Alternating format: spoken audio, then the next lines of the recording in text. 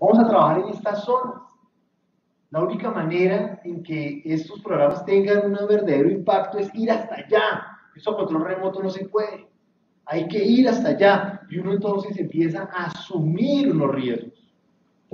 Uno puede tomar diferentes formas de asumir el riesgo. Puede negarlo.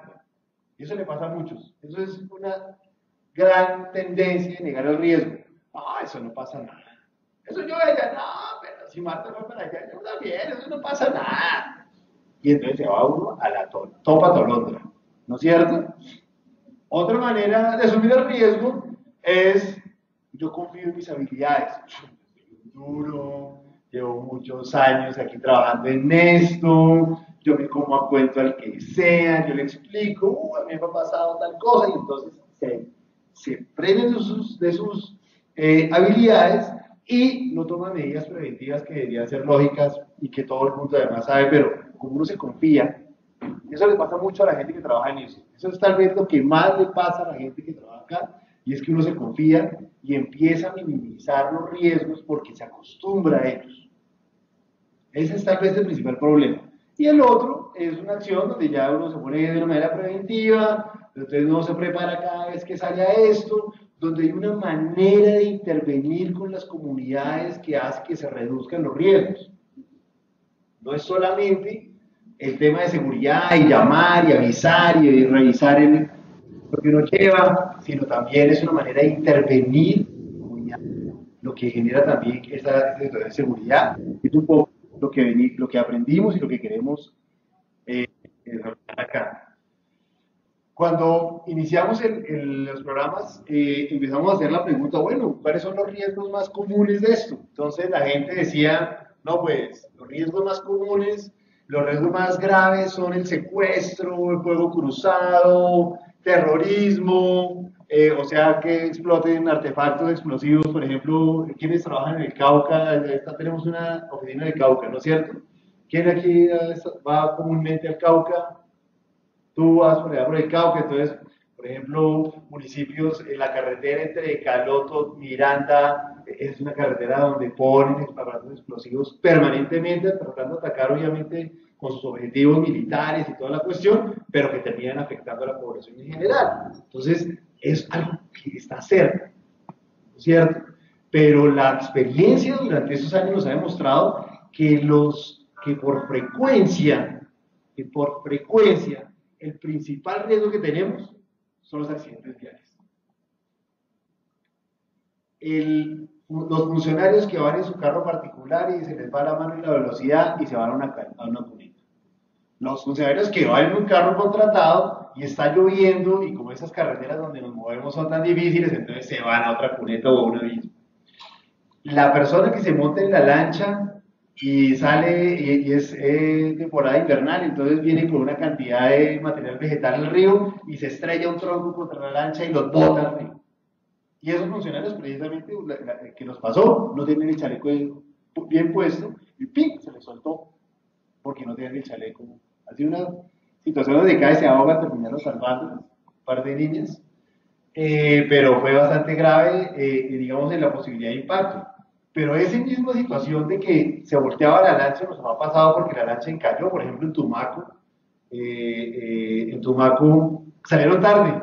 Qué buena, es una buena historia porque salieron tarde. Entonces, claro, entonces se emocionaron con la comunidad y le echaron el cuento y estaban ahí, la comunidad les decía cosas y ellos decían, no, mi compromiso es con la comunidad y yo termino mi taller y mi actividad y salieron tarde.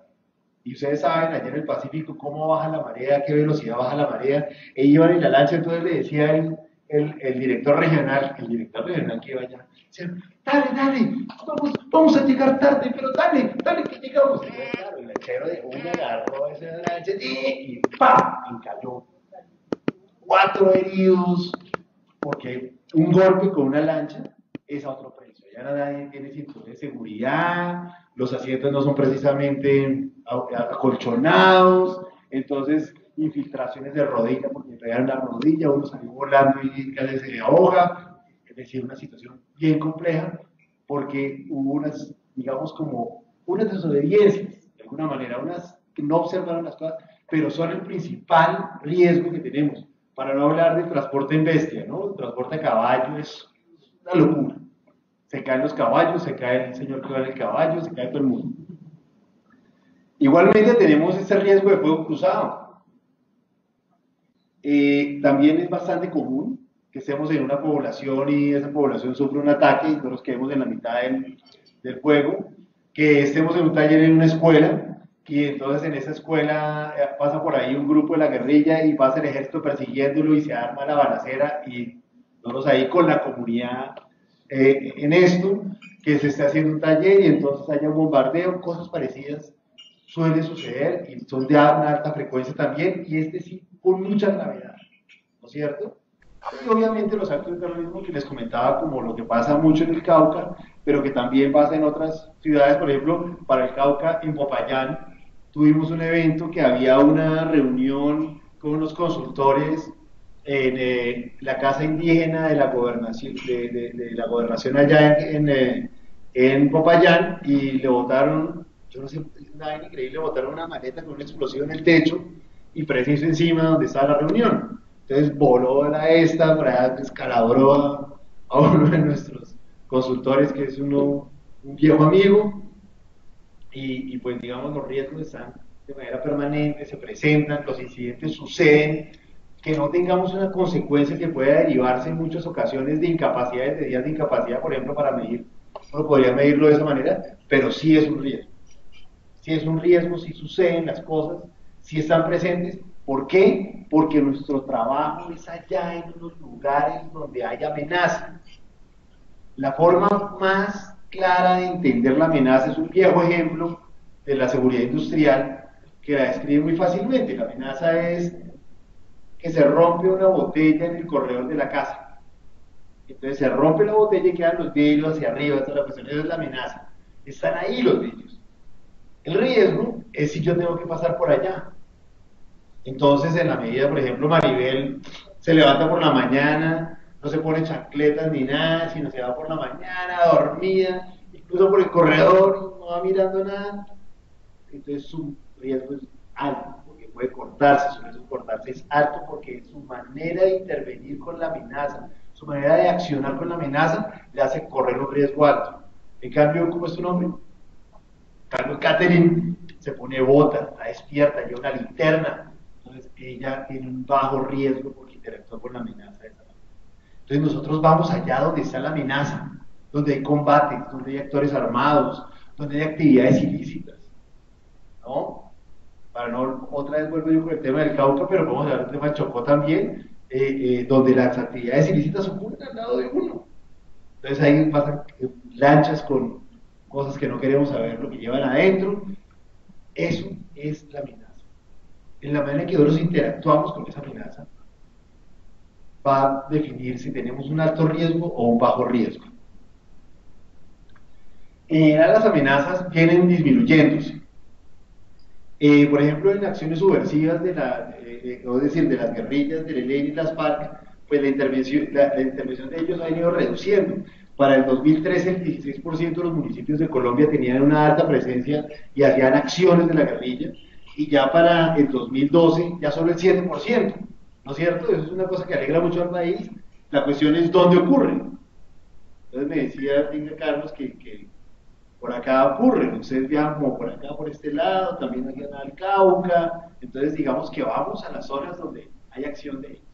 Es decir, es la evidencia más clara que nosotros vamos donde está la amenaza. Que no es contra nosotros, sí, pero pasa allá, sucede allá, y eso implica unos riesgos. Obviamente también la actividad de las bandas criminales. A cada rato sale cualquier general de la República diciendo que acabaron con una banda criminal. Es la noticia más común que yo hago. Y acabamos con los rastrojos. Y mira, el otro día sale una cosa de los rastrojos. Y acabamos con las no sé qué. Y al otro día sale otra banda. No. Tal vez una de las consecuencias ahora con todos estos expertos en posconflicto que vienen acá y ahora todos somos expertos del posconflicto, una de las cosas que más vienen a decirles, oiga, esto va a ser un fenómeno generalizado. Si realmente hay un acuerdo de paz, esto va a ser un fenómeno generalizado, y es que hay unas, ya no las BACRIM como como lo bautizó Rangel, sino las Parcrim. Una de las pruebas Rangel que es muy ocurrente. Entonces dijo que eso va a ser así. Entonces, digamos que eso va a ser ahí porque va a haber, un grupo de gente con un conocimiento criminal especializado, altamente tecnológico, que se transmite rápidamente y que va a continuar en estas zonas pegadas a las actividades criminales que además son sumamente productivas. Es que es mucho dinero lo que produce esto. Entonces eso va a atraer a la gente y eso va a suceder también, pase o no pase el acuerdo de paz. ¿Qué tan letal son esas actividades criminales? Cada vez es menor. El tema de los homicidios cada vez se va reduciendo más. Sin embargo, el tema de los homicidios se vuelve cada vez más, digamos, empieza a suceder de una manera más específica, con mayores niveles, digamos, de certeza. Entonces, digamos, las masacres cada vez se van reduciendo más. Los actos que tienen más de 2 o 3 muertos se reducen fuertemente. Eso no implica que no estén pasando cosas donde no lo hacemos, sino que se van volviendo más especializados, porque una masacre atrae la atención de las autoridades, en cambio el homicidio de una sola persona, no tanto. ¿Usted sí trabaja en el Caquetá? No. Bueno, menos mal. Pero digamos que allá, por ejemplo, tenemos esa situación y hay unos homicidios que ocurren en los casos urbanos de San Vicente del Caguán, de Cartagena, del Chairá, que nadie le para muchas bolas, pero que ocurren ahí y ha pasado de nuestros funcionarios están tomándose una cerveza porque son de allá y llega una persona y ¡pum! Mata a unos comensales que estaban ahí en ese sitio y no pasa absolutamente nada. Pero entonces, ¿el riesgo en qué está? En estar ahí. En estar en el sitio donde va a haber una balacera. Donde hubiera un grupo armado apoyando al tipo que acaban de matar, se arma una balacera y ahí puede terminar uno en un fuego cruzado como víctima de ese fuego cruzado. Ese es tal vez uno de los principales problemas, pero digamos, esos homicidios pasan por eso. Cuando me inicié en eso otra vez, vuelvo a la historia de cómo se inició esto. El secuestro era una de las cosas que más apuntaba a la gente como los principales riesgos que se tenía ahí. Es decir, ser secuestrado era tal vez, como el ejercicio que hicimos no fue un ejercicio basado en la frecuencia con que habían ocurrido incidentes de seguridad, sino los temores de hacer que la probabilidad que ocurrieran. Entonces, ese temor era con el tema del secuestro. Sin embargo, el tema del secuestro tiene una bajada increíble, una reducción que, digamos, nos sacó de un momento muy difícil en el año 2002 y 2003, que fueron de 2001, del 2000 al 2003, fue terrible el tema del secuestro. Aquí no aparece la estadística, pero en el 2002 fueron 3.000 secuestros, más de 3.300 creo que fueron los secuestros. Entonces, digamos que la situación venía muy mal, pero se ha venido reduciendo. Sin embargo, ha tenido un repunte el secuestro en los últimos 2 años. Esa tendencia que venía, obviamente, tuvo que ver porque la estrategia militar atacó de tal manera la estructura de las guerrillas que no les permitía tener los grupos de secuestrados que antes tenían. Entonces las guerrillas han abandonado fuertemente el tema del secuestro extorsivo, pero ha habido un nuevo secuestro que es el secuestro simple. Es decir, el secuestro extorsivo es el secuestro que se hace con el objeto de pedir algo a cambio de libertad del secuestrado: plata, publicidad, cualquier cosa. Y el secuestro simple es el que se hace con cualquier otra intención, por ejemplo, para desaparecer a la persona. ¿No es cierto? Entonces, el secuestro ha tenido un repunte. Hay mayor número de personas desaparecidas que lo que había antes. Durante estos años del 2008-2009 ha venido ese repunte y eso es lo que ha hecho crecer un poco las cifras. Eso es preocupante porque eso sí puede afectarnos mucho. Estos programas tienen que generar unas políticas que son sumamente importantes para el tema de la extorsión y el secuestro, y es que no se paga, o me equivoco. Hay una política de no pago expresa. Ni negociamos, ni pagamos, ni nos sometemos a eso. Y eso es súper bueno porque entonces todo el mundo lo identifica y entonces dicen: estos no son planos ni extorsión ni secuestro. Nosotros hemos tenido, por ejemplo, este programa de CELI ha tenido incidentes de extorsión. Entonces llegan allá a la obra de infraestructura que se está haciendo en tal lado llegan allá los muchachos de las FARC, y dicen, bueno, aquí ustedes tienen, como todo el mundo, ustedes tienen que dar el 10%, y entonces hemos tomado unas estrategias que las aprendimos desde hace mucho tiempo. Teníamos un genio en el tema, Carlos Iván Zuluaga, que nos enseñó cómo era que se podía y se suspendía la obra, se recogían las cosas, hacíamos todo el amago, realmente, pero sí se recogían los ladrillos, el cemento, todos, y nos fuimos, no fuimos de acá porque nos extorsionaban, y la comunidad reaccionaba, y eso terminaba. Digamos que ha sido una cosa que nos ha pasado. Yo creo que tenemos como unos 9 experiencias desde que empezó el programa, los programas Adamimidas. Y esa experiencia, eso hace que, digamos, haya muy poco riesgo y se reduzca el tema del riesgo de secuestro extorsivo, pero no el del secuestro simple. Y por eso es importante tener en cuenta que existe ese riesgo, que nuestra interacción con los grupos armados en estas zonas hace que tengamos ese riesgo. Igualmente el tema del terrorismo, no me quiero extender porque ya hemos hablado del tema, y ese tema que era el que tocaste tú al principio, el hurto común. El hurto común es el indicador, es uno de los indicadores. Imagínense que, por ejemplo, para todas esas zonas donde ha habido guerras civiles o conflictos internos de baja intensidad, uno de los indicadores de que está terminando el conflicto de baja intensidad, o el conflicto político por lo menos, es que sube esto, porque empieza a presentarse más denuncias de delitos comunes que delitos que tienen que ver con el conflicto armado. Entonces, eso es en todo el mundo, y eso sucede mucho, otra vez, porque queda mucha gente por fuera, porque además es una modalidad muy fácil de cometer, es el hurto común. El problema en Colombia, y es una de las cosas ahorita con este caso, es que la mayoría de los hurtos son con armas de fuego, con armas. Entonces, el nivel de riesgo es muy grande de que llegue a convertirse en un homicidio. Ese es el riesgo, porque si le llevan el reloj, no sé qué, inclusive cosas tan valiosas para uno como puede ser la argolla matrimonial. No lo piensa, yo el día que me va a robar la argolla matrimonial, lo dice, me enfrento con los ladrones o con mi esposa. Ya empiezo a no pensarlo 2 veces. Pero en general, digamos, es el tema riesgoso de que sea un atraco a mano armada. Entonces también requiere que nosotros manejemos ese riesgo, que aprendamos a manejar ese riesgo. Y obviamente una cosa que, por ejemplo, yo hago esa exposición, el programa que se maneja con Sally Center es un programa que se maneja con las unidades de consolidación. Y las unidades de consolidación son unidades que tienen militares. Hay un coordinador militar y un coordinador de policía. Y yo cada vez que saco esta diapositiva, ellos les gusta ir a estas capacitaciones, se ponen bravos conmigo. Pero ¿cómo que las operaciones de las fuerzas militares nos van a poner en riesgo? Sí, pero obvio. Ya no se imaginan las situaciones que hemos tenido porque hay operaciones militares, bombardeos, hemos estado en medio de bombardeos. Una acción, por ejemplo, como la captura de un jefe de estas bandas emergentes que ya acabaron hace rato. Entonces lo cogen, lo capturan y se lo llevan a la cárcel, a la estación de policía de Cáceres, allá en el Bajo Cauca pequeño. ¿Tienen por allá alguna cosa? No, uy, eso sí. Eso para mí es mi top. La zona top de mí es el Bajo Cauca. Entonces,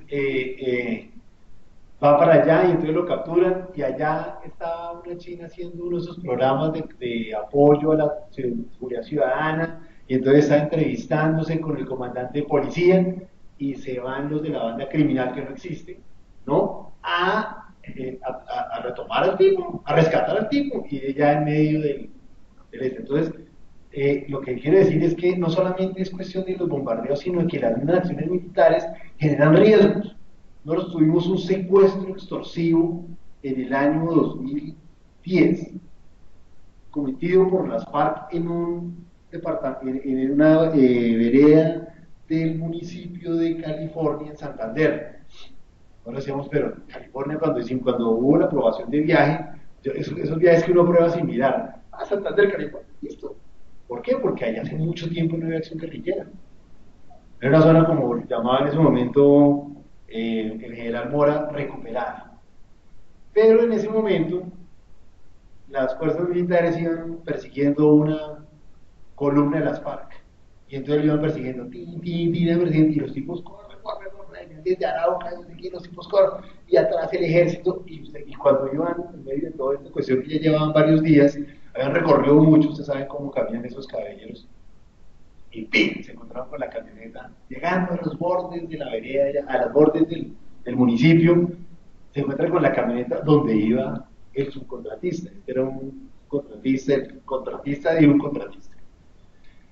Y cuando se identificó, entonces dijeron, bueno, ¿y usted quién es? Entonces el dueño de las fincas, porque eran varias fincas, dijo, no, yo soy el agricultor.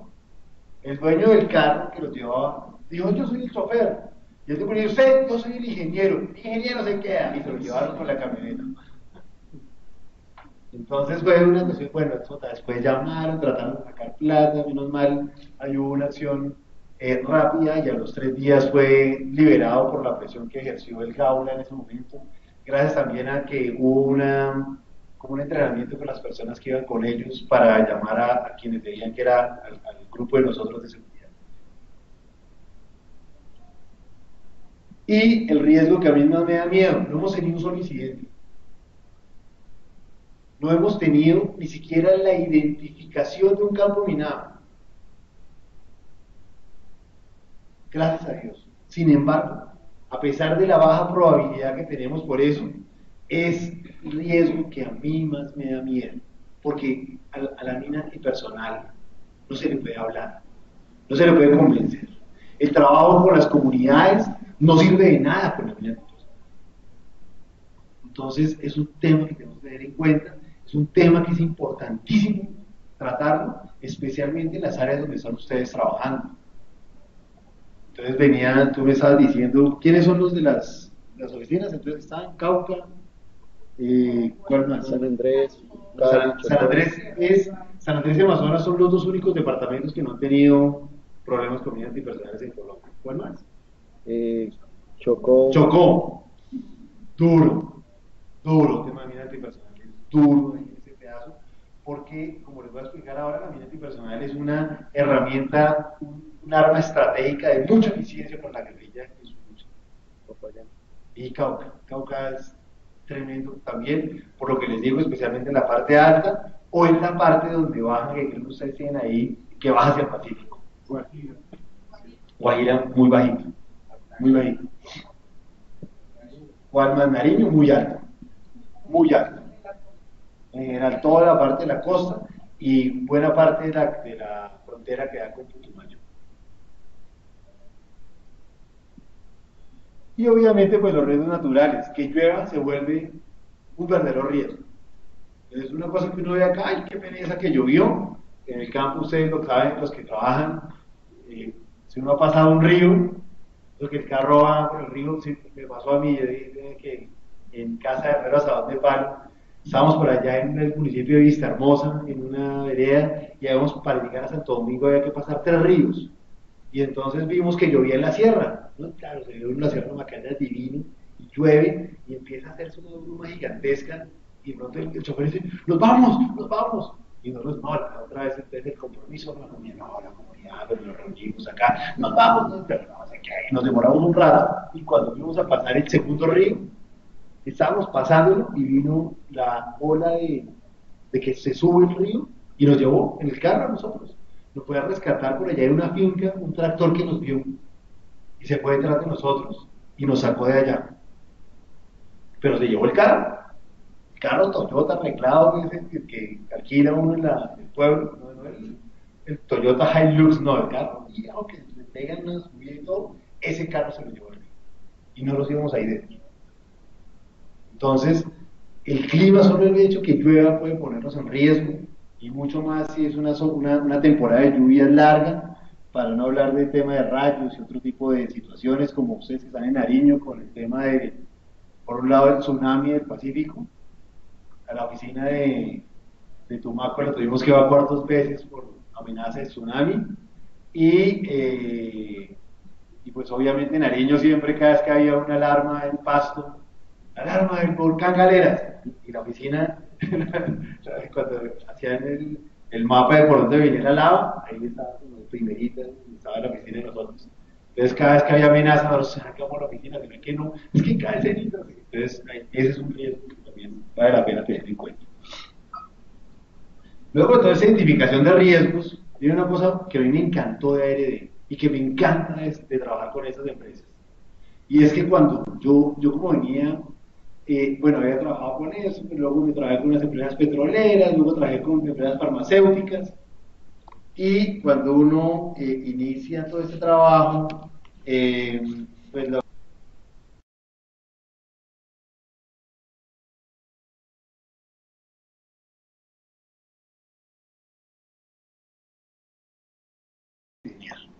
esa es la prioridad. Y toda la seguridad, toda la estructura está encaminada precisamente a eso, a que no haya ni un minuto de tensión, de paro. Es que no me acuerdo cuál es el término que le dicen, porque son millones de dólares cada minuto que cuesta que para la operación. En la industria, por ejemplo, de la farmacéutica, es el inventario. Y la imagen, el tema de clasificación, para ellos es fundamental, importantísimo y todas las cosas. Cuando vine acá con ARD, estaba ARD en ese tiempo era de una sola persona, de un señor. Y estaba el señor acá, y yo aproveché para hablar con él, y le dije, bueno, ¿y usted qué es lo que quiere proteger? Y ahí me encantó que la respuesta, pero sin duda, dijo, la vida de la gente. Entonces yo le decía, no, y la información, y la imagen, la vida de la gente. Y yo, bueno, entonces, ¿de qué gente? Claro, los expatriados, porque por ejemplo las petroleras tienen unas estructuras específicas para proteger expatriados. Se no, no, la vida de todos, los colombianos, las señoras, los quintos, hasta el COP, todo el mundo ahí metido. Ah, bueno, entonces, pero entonces podemos manejar una cosa con esa estrategia que es tan importante. No hay una estrategia de manejo del riesgo que es la transferencia de riesgo subcontratando. Entonces uno le dice al tipo, oiga, usted es responsable de su seguridad, vaya, y haga y corra el riesgo, ¿no es cierto? Pero en este caso él dice, no, también la gente de los subcontratistas. Extendamos la sombrilla de seguridad a todo el mundo. ¿Por qué? Le preguntaba yo a Urril, y el tipo me decía, porque es que cualquier cosa que pase va a afectar muchísimo. Y no importa si es un consultor o es un empleado, eso nos va a afectar muchísimo cualquier cosa que pase. Tratemos de pasarlo sin que nos pase nada, sin que haya ni un solo día, ya hablando, digamos, para el indicador de incapacidad causada por un hecho de seguridad. ¿No? Casi lo hemos logrado durante esos años. Casi lo hemos logrado. ¿Qué es lo que más nos ha traído problemas? El tema de los accidentes de tránsito. ¿No? Ese ha sido el gran coco, pero digamos una de las expresiones que uno, ya digamos los riesgos, si trata uno de minimizarlos con estrategias de autocuidado, pero es muy complicado. Por ejemplo, los carros que uno contrata en vereda, no tienen cinturones de seguridad. Y si lo tienen, a veces esos cinturones allá que los ponen ahí con grapas. Entonces, o el chaleco que uno se sube, por ejemplo, la instrucción para el protocolo fluvial es no se suba con sobrecupo. Mano, son las 4 de la tarde en el río Caguán, Santa Fe del Caguán, y es la última lancha que sale, o si no, esto que quedarse allá. Y viene así, y viene ese rancho que el agua se le mete casi. Y dice, bueno, yo me subo. Y se sube. Entonces, ahí es que pierden las cosas, pero digamos, son los riesgos propios de un trabajo que estamos asumiendo. Entonces, por ejemplo, una de las medidas que tomamos fue proveer a la gente que tiene que hacer transporte por río de su chaleco, de su propio chaleco. De su propio chaleco. Entonces, tienen su chalequito. O el tema de mordedura de serpientes. Usted sabe que 3.000 personas al año, 3.000 personas al año son mordidas en Colombia por serpientes venenosas. Y es mucho más probable que me muerda una serpiente, a que me secuestren, a que me roben, a que me peguen un tiro. Es mucho más probable eso. Entonces, una de las estrategias tomadas fue proveer digamos, de dotación personal, incluyendo suelos antifídicos, por las ciertas zonas, ¿no? Hay unas zonas que no tienen ese riesgo, los que son más de tierra fría, y hay unas zonas que son tremendas, por ejemplo, todo el tema de Chocó, eso es, allá es que están todas. Bueno, esto nace porque hay una conciencia de lo que estamos haciendo. Es decir, sí, somos súper buena gente, sí, ok, somos chéveres, ayudamos a la gente, estos proyectos son una nota, construyen sociedad, traen una cantidad de beneficios para todos. Es cierto, pero también tenemos unos factores detrás que son de riesgo. Por ejemplo, en el caso de nosotros, ARD no es una ONG. ARD es una empresa privada con un buen ánimo de lucro. No crean que no. Y eso es lo que les gusta. ¿No es cierto? Entonces, somos una empresa privada americana. Esta empresa privada americana trabaja para el gobierno de los Estados Unidos. Por ejemplo, el programa MIDAS ya tenían un indicador para poder invertir y era pérdida libre de ilícitos, cero ilícitos. Entonces, claro, era vinculada con sustitución de cultivos ilícitos, erradicación, etc. Ahora, este que tiene que ver con nosotros de consolidación, eso hay estrategia militar, no sé qué, obviamente tenemos una vinculación y eso genera un riesgo. Es un riesgo adicional súper fuerte en nuestra manera de eso. Entonces, digamos que existen unos riesgos por eso para las sedes, existen unos riesgos por eso para los desplazamientos que estamos haciendo y no lo podemos negar.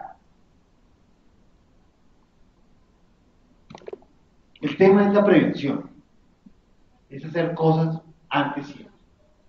Siempre antes, inclusive para reaccionar. Por ejemplo, eso de la cascada de comunicación. La cascada de comunicación o la cascada telefónica es un tema preventivo para cuando tengamos que reaccionar. Explotó una bomba, vamos a ver cómo están todos los de la oficina. Entonces, esa es una cosa preventiva. Es importante trabajar en el tema de la prevención, porque la reacción, miren, realmente el tema de la reacción basado en que yo manejo las situaciones. Yo manejo las situaciones.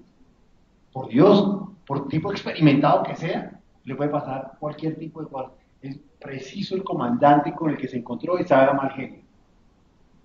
Preciso llegó el ejército. Preciso, porque los días que nos pasan las cosas, ese día se hizo uno, preciso ese día. Preciso ese día se me olvidó que llevaba la tarjeta de un tipo ahí en la billetera. Preciso, siempre pasan cosas así. Y siempre dicen, preciso ese día. Entonces, siempre es una vaina de que la reacción no es una buena cosa.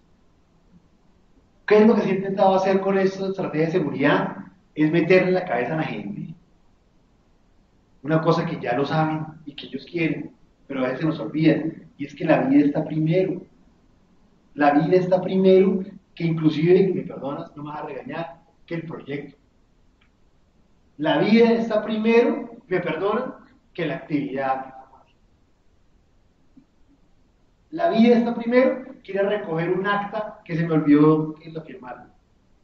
O que la lista de no sé qué. O que tengo que recoger tal vaina. Que es que no, que le tengo que cumplir.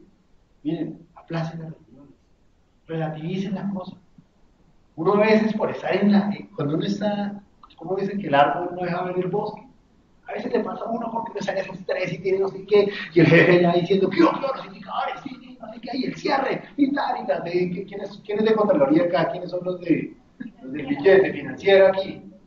Uy, ahí está, entonces nos decimos, pero no me ha pasado nada, no sé qué, entonces ¿qué nos vamos a regañar? Y empieza la gente, y entonces toman la decisión que no es.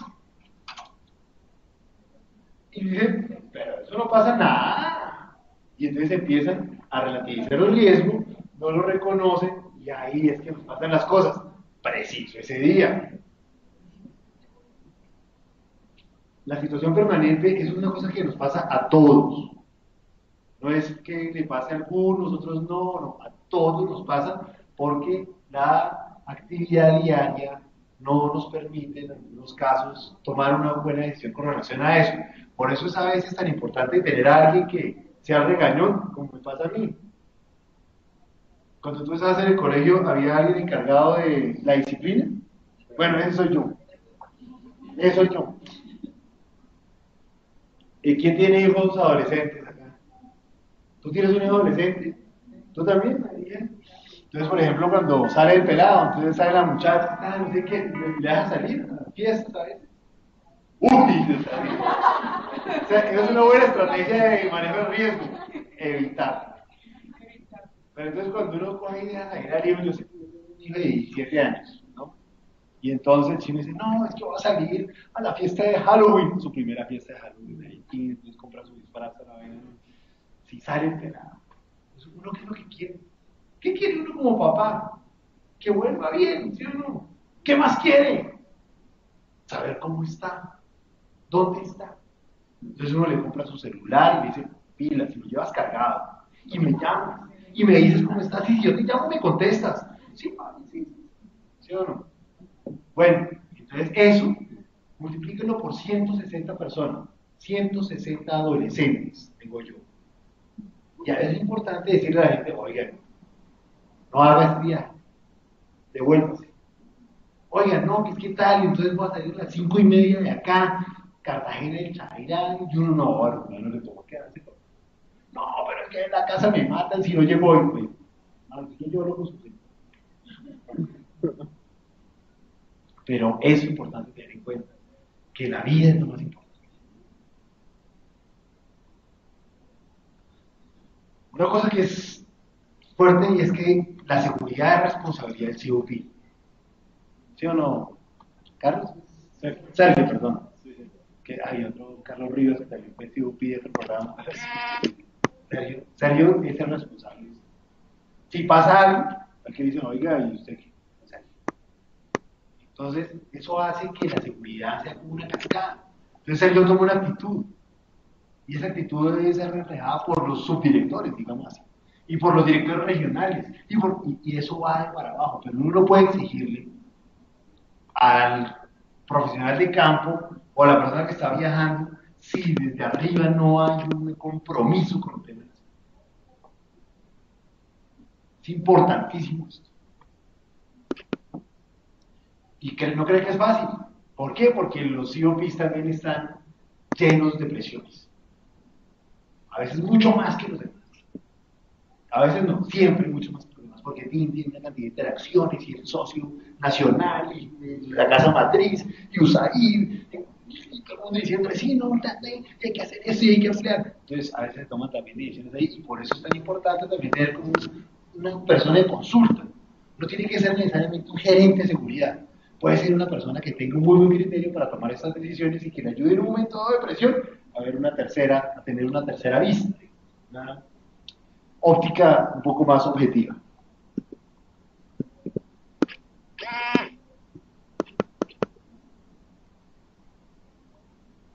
Cuando yo le hacía la pregunta, ¿te acuerdas cómo se llamaba el COP de A? El primero que hubo, Reginald Todd, tipo Kennedy.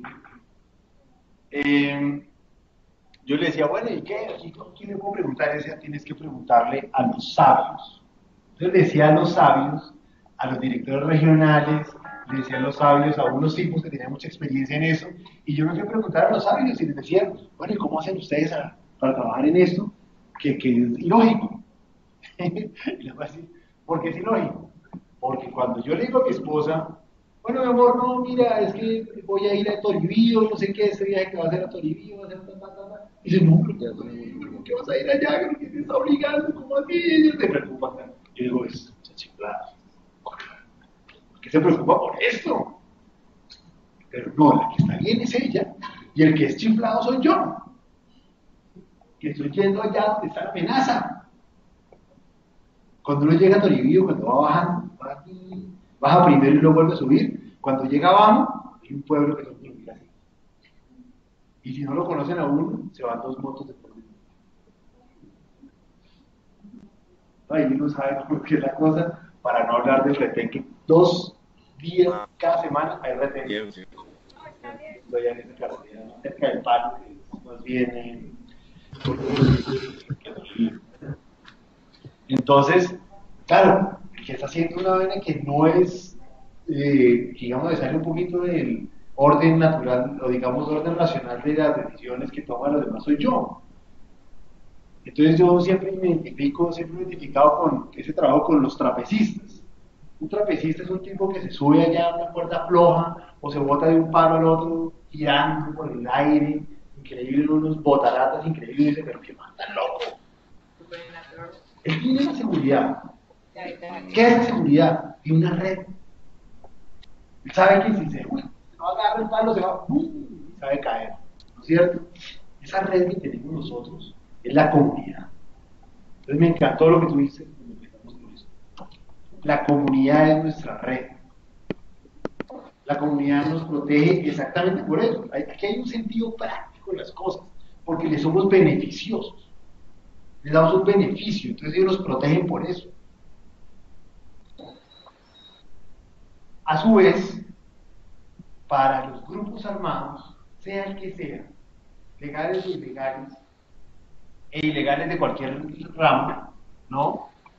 La comunidad se convierte en una cosa que se llama retaguardia estratégica, en términos de estrategia militar. La retaguardia estratégica es donde cualquier grupo armado tiene que ir a descansar, donde lo curan, donde compra vitualla, donde pasan las cosas, y nosotros vamos a sitios donde históricamente ellos están ahí.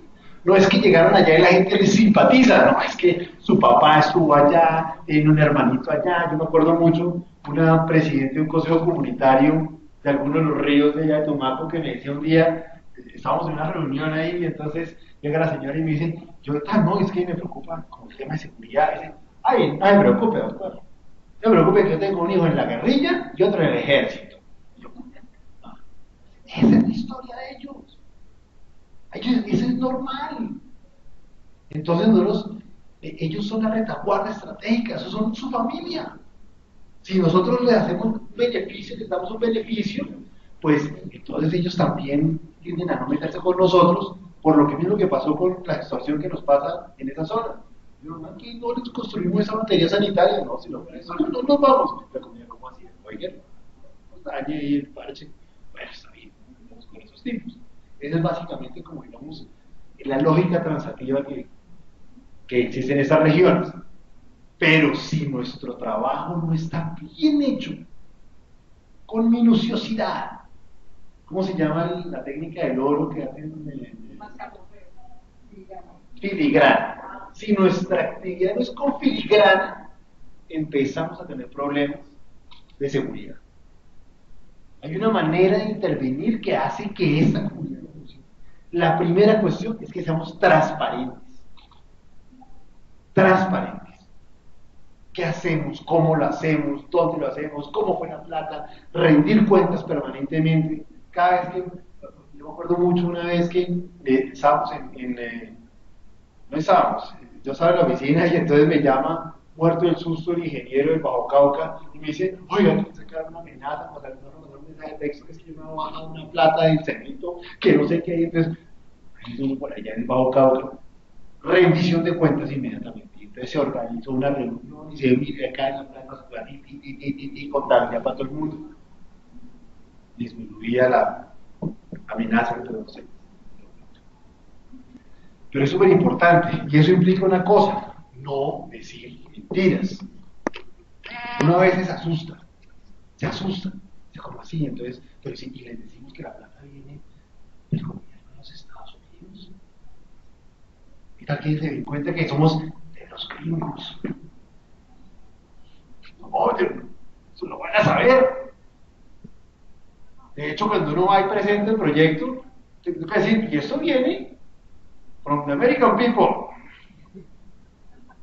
Y el contrato, no sé cómo serán de ustedes, pero los que saca KRD son en inglés y español. Y por un lado dicen, y por una parte el gobierno de los Estados Unidos. Se cree que ese contrato no lo gira, no sale por todos lados, no lo autorizan, y dicen, oiga, mire, vamos a firmar este contrato. Y señor. No saben. Y cuando le preguntan a uno en unos interrogatorios que le hacen, y no lo hace gente armada, alguien desarmado que se acerca en medio de la reunión y dice, ¿y esa plata dónde viene?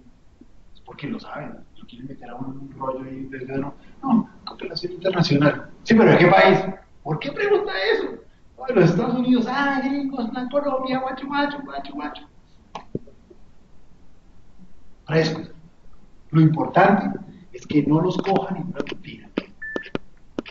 Porque la embarramos, porque la comunidad no la cobra, porque llega una persona diciendo una cosa y luego viene con otro cuento y no la cobra.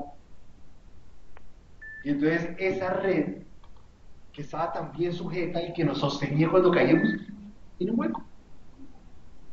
Quedó con un hueco. Y es en general todo esto, obviamente tener una unidad de discurso.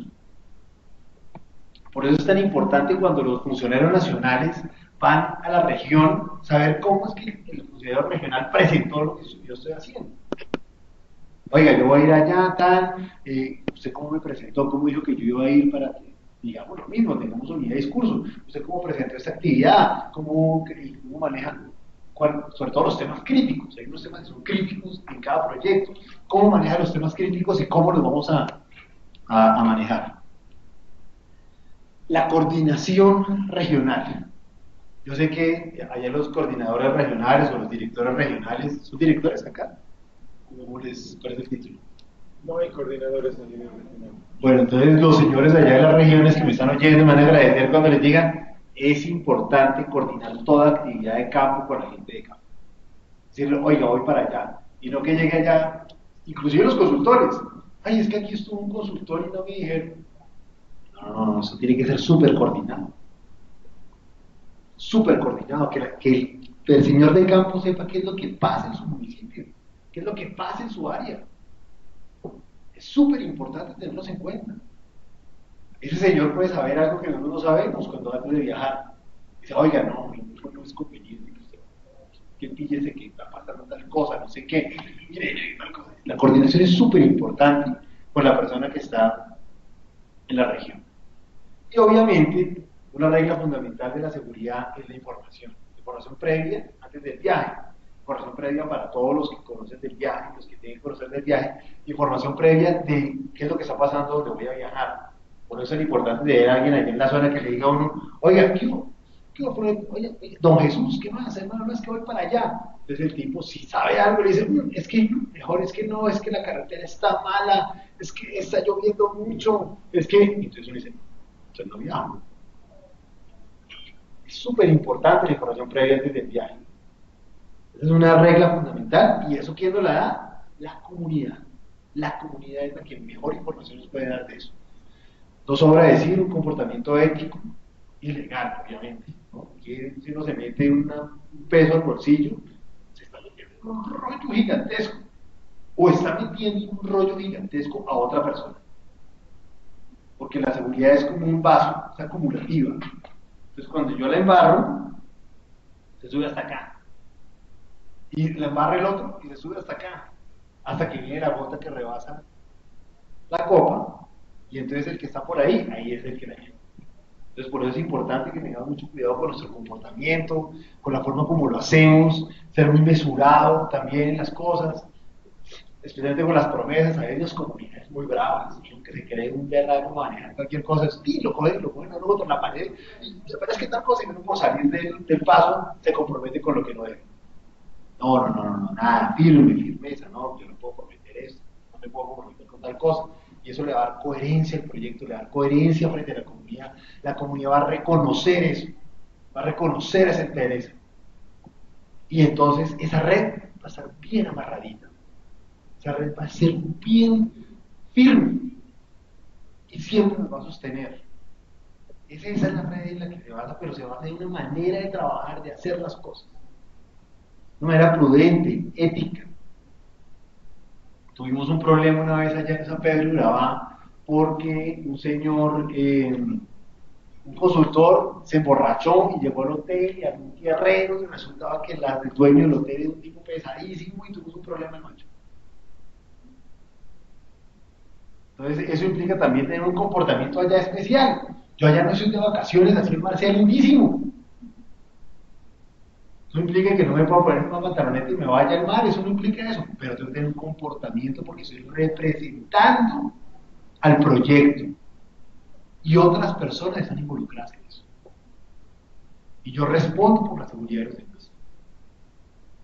Una cosa que teníamos que tener siempre en cuenta, inclusive con conversaciones telefónicas, no es otra cosa que pasa mucho y es que a veces los funcionarios que están en Bogotá no entienden las dinámicas que están en el campo y de pronto en una conversación dañan el ambiente que tanto había costado sostener.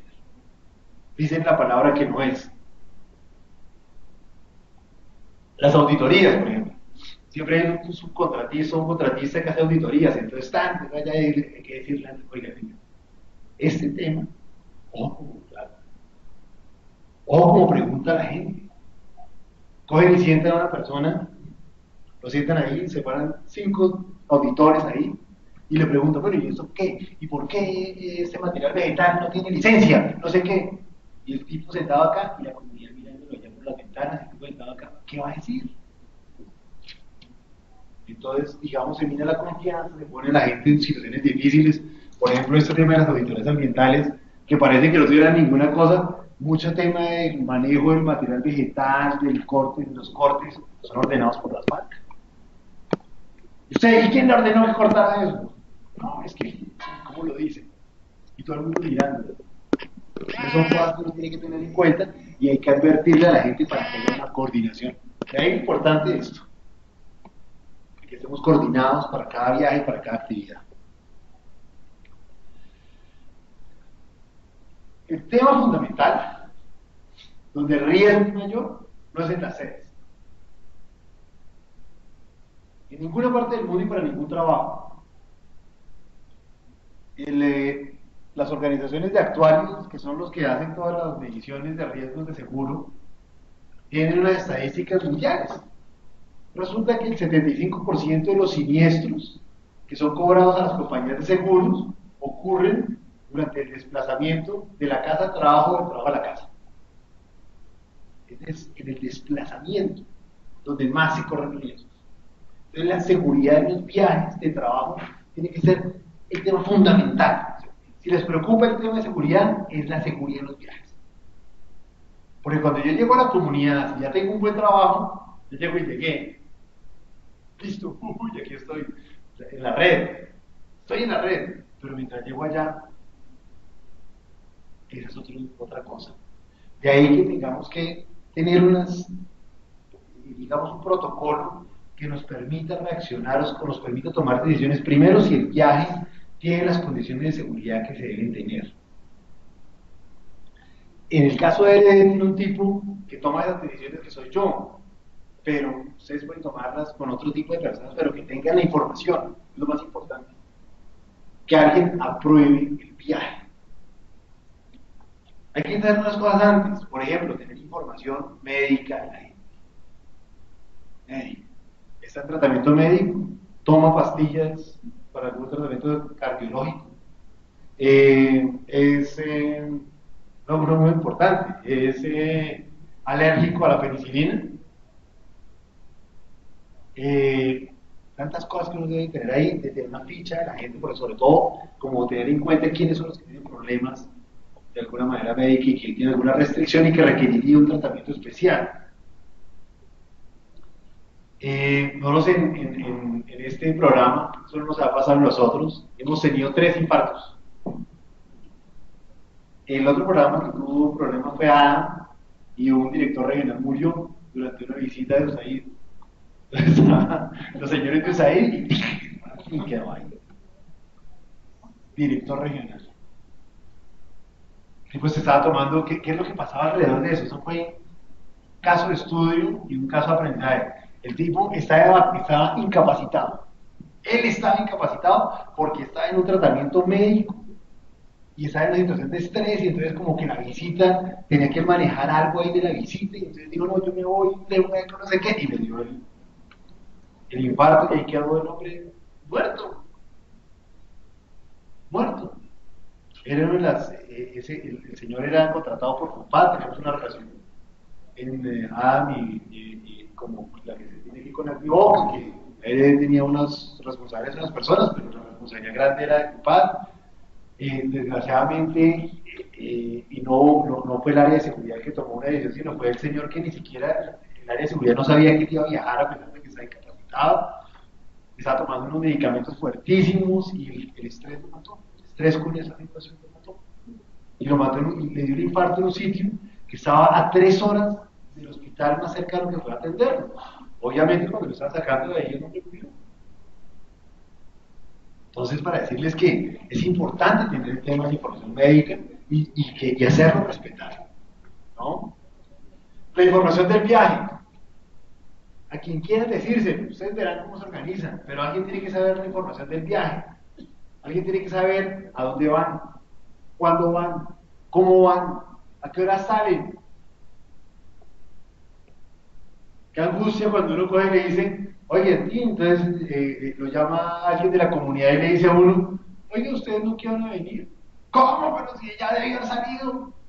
Le dice, claro, esta señora salió a las 3 de la tarde, y allá son 2 horas, y no sé qué, y uno reconoce el recorrido, tío, y sabe que va a llegar el rato, déjeme yo allá. Es importante ese tema, ¿no? Saber para dónde van, cuándo van, cómo van, con quién van. Un contacto local importantísimo. Es decir, ¿quién lo va a reportar allá? Porque entonces van ustedes tres. ¿Cómo es su nombre? Qué pena. Entonces Edwin dice, bueno, Edwin, ¿con quién va? Con Marta. ¿Y Marta con quién va? Con Edwin. Y si no llegan, aquí llamo. No, ¿quién los espera allá? Entonces llama ya uno y dice, don Jesús, otra vez don Jesús. ¿Qué don Jesús, qué tal? Es que no llega Edwin, no llega Marta. Está claro, si ellos salieron a tal hora, entonces uno empieza a ser pequeñito y puede generar una reacción importante. Se varó la lancha o se varó el carro, entonces le manda otro carro, empieza uno a ver otro tipo de cosas que pueden servirle para auxiliarlo, y eso lo puede hacer un coordinador regional o un funcionario regional, que es el que tiene mejores contactos en la zona.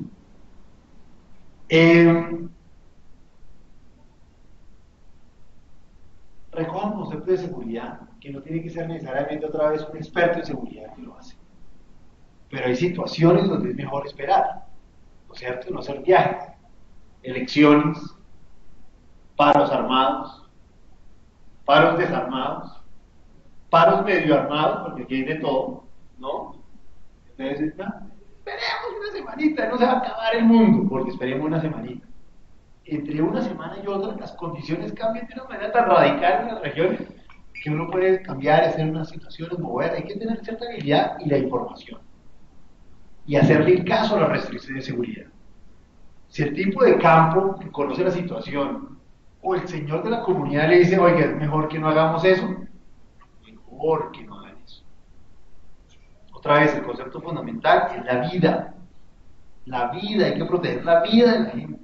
Si les llega a pasar algo a alguno de ustedes, el director de regional dice, no era tan importante. Viéndolo bien, no era tan importante. Pero eso lo hace uno en retrospectiva, entonces ya no era tan importante. Es en preventiva que toman las decisiones. Hay una cosa muy importante, y no aparece ahí, no lo puse y se me olvidó, y esta mañana lo caí en cuenta. Es que ARE en su manual de seguridad tiene una política fundamental. Esa política es de la última palabra. La última palabra para decir no viajo la tiene el funcionario. Y es por razones de seguridad. Si el funcionario por razones de seguridad encuentra que el viaje va a poner en riesgo su vida, puede decir no viajo. Tiene que justificarlo. ¿No? No es que Maribel no va a viajar y dice, ay, es que anoche me soñé con arañas. No, eso no. Obviamente no, es que mire, ya me dijeron que pasó tal cosa y tira, entonces está bien. No hay nadie justificado. En general, mi experiencia después de 7 años de tener esa política es que le toca a uno decir no al funcionario. El funcionario que siempre, sí, yo voy, listo. ¿Y para dónde? ¿Cuándo? No. Calma, la vida, todo el tiempo. Cada vez que hacemos reuniones de equipo, entonces siempre hay como unas actividades que son lúdicas, ¿no? Entonces hacen representaciones, comparsas, los del Meta tocan buenísimo música llanera y hacen coplas, y todas las coplas estoy yo. Todas las coplas, siempre alguien me imita, porque yo soy el que regaño, yo soy el que estoy ahí en la cosa, no sé qué, como una voz de la conciencia. Si ustedes no tienen un tipo así regañón como yo, déjenlo por dentro. Porque son ustedes solos los que pueden tomar esa decisión. Siempre tengo una cosa dura que decirles. Dura. Y es que, voy a poner un ejemplo, voy a poner a alguien por acá. Martínez, ¿qué es eso? Edwin. Voy a poner a Edwin. Edwin se encuentra con esos muchachos de la guerrilla y entonces lo cogen de noche, porque lo ponen de noche. Entonces de noche, ¿quién se mueve de noche? ellos y los otros. Uy, este man, hermano, usted qué hace por aquí, ¿no? Y a esta hora, porque ya nos ha pasado, porque se va el carro y quedan atrapados, y no sé qué, llega allá y dice, ¿usted qué hace aquí? ¿Cómo así? Y el tratamiento es duro, es diferente al de día. Es duro, ¿usted qué hace aquí? Y coge ese, papá, y venga para acá, y se lo lleva. ¿Sí o no? Esa noche, que no llega Edwin a su sede, entonces allá el director, el regional se preocupa, ay, el niño llegó, ¿qué le pasará? Entonces llama a su superior, ¿quién es su superior? Marta, ay, no llegó. Y entonces llama a Sergio, y Sergio dice, ay, no llegó. Y todos se quedan así, y se van a dormir a su casa. Y él, a su casa, no llegó. ¿Quién es el doliente de la seguridad? ¿Quién es el doliente de la seguridad? Edwin. Él es el que lleva el bulto. Es su decisión, es su vida, es su seguridad. Esa es la cuestión de tener eso acá, esa vocecita que les diga, no tomen riesgos innecesarios, no es tan importante.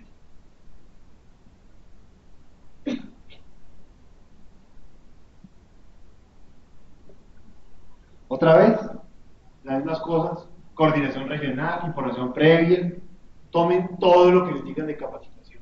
Oiga, vamos a hacer una capacitación sobre minas antipersonales. Uy, qué pereza, se cruza con no sé qué. Tomen la capacitación. No, es que la ARP nos va a hacer una capacitación sobre, por ejemplo, temas que parecen una bobada, evacuación. Vamos a hacer un simulacro de evacuación. Ay, qué pereza la evacuación. Hagan el simulacro, aprenden muchas cosas y cuando pase algo malo ya saben cómo es la cosa. Cuando ocurrió el terremoto de Haití, ¿no? Naciones Unidas llevaba año y medio sin hacer simulacro. Año y medio sin hacer simulacro. Murieron como 28 personas de Naciones Unidas en el este, aplastadas por el edificio. ¿Quiénes murieron? Los que no siguieron las normas de evacuación durante el temblor, que es quedarse al lado de una estructura dura y no salir corriendo. Los salieron corriendo y murieron porque cayó el edificio. Los demás tomaron hicieron lo que vieron la capacitación y sobrevivieron. Entonces, para que vean que la capacitación es una cosa que parece una bobada, puede ser la diferencia entre la vida y la muerte. Viajar acompañado. ¿Con quién va a encontrarse en un viaje? ¿Quién es el tipo? Digamos, ese riesgo de encontrarse con la guerrilla o con un actor armado. ¿Qué es ese tipo? ¿Qué es lo que está haciendo ahí? ¿Cuál es el valor estratégico de ese puesto de control que ponen los actores armados ahí? Exactamente ese, un puesto de control. Quieren saber quién está ahí, quién entra, quién sale. Quieren saberlo. Eso es una parte de la estrategia básica, de la táctica básica militar. Entonces, ¿con quién va a encontrarse uno ahí? Va a encontrarse con un tipo que quiere saber quién es uno. Entonces, cuando ven un tipo, una persona, otra vez, ¿qué es tu nombre? Catherine. Entonces, Catherine llega allá al terminal de transporte del pueblo, donde tiene que ir, no sé qué, se baja del bus, ¡pim! Y ya. Y esa vieja tiene pinta como el CTI. No sé, no, mira, yo así como el CTI. Sí, aparece no sé dónde. Y la para. Y la para. Puede ser armados o desarmados, inclusive en un pueblo cercano. ¿Usted qué hace aquí? Lo que queremos es que no se nos acerquen. ¿Y cómo no se nos acercan? Si cuando se baja Catherine allá, alguien que es del pueblo, o alguien que es de la comunidad, le dice, doña Catherine, ¿qué hubo? Dice, ese es del proyecto de Don Jesús. Y entonces ya no lo paran. Así es de sencillo y evitamos ese contacto, que es el riesgo.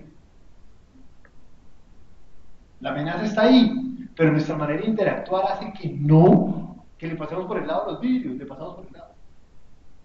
No empezamos a caminar entre los vidrios, porque hacemos una manera de interactuar.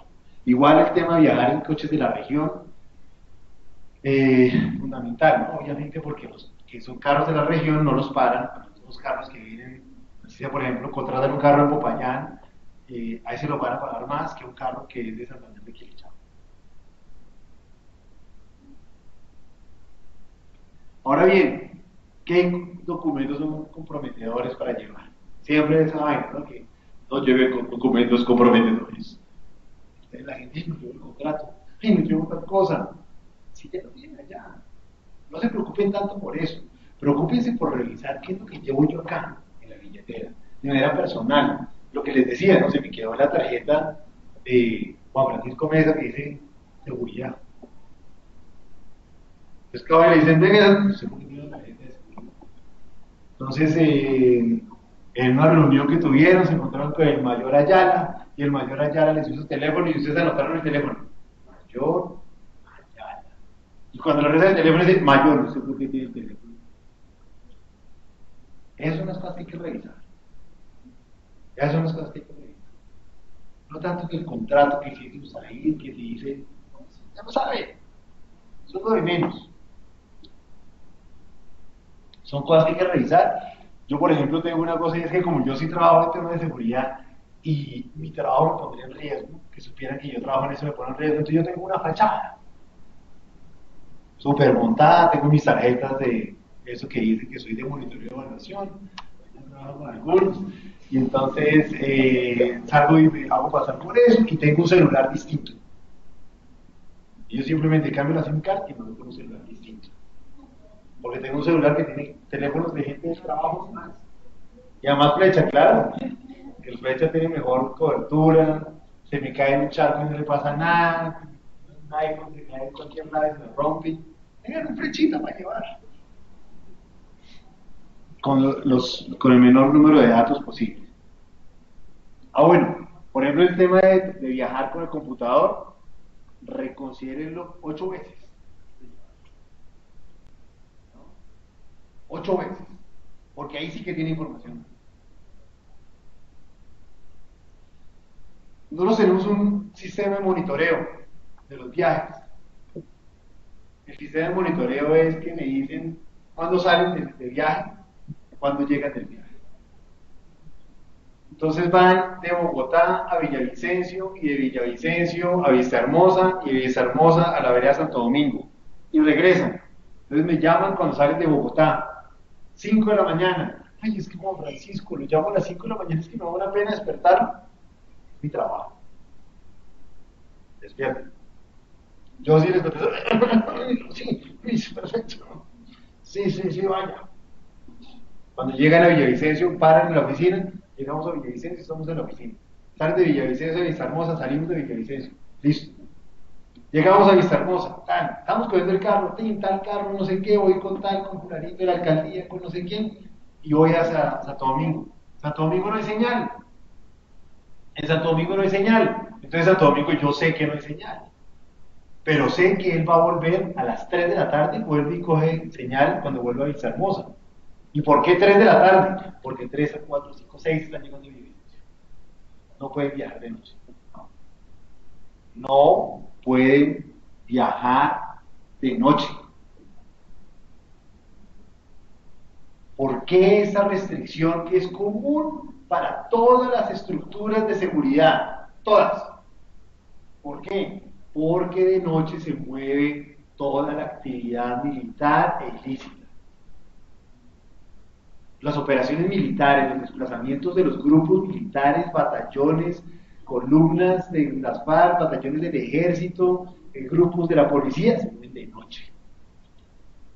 Y en las madrugadas en las operaciones, los tres.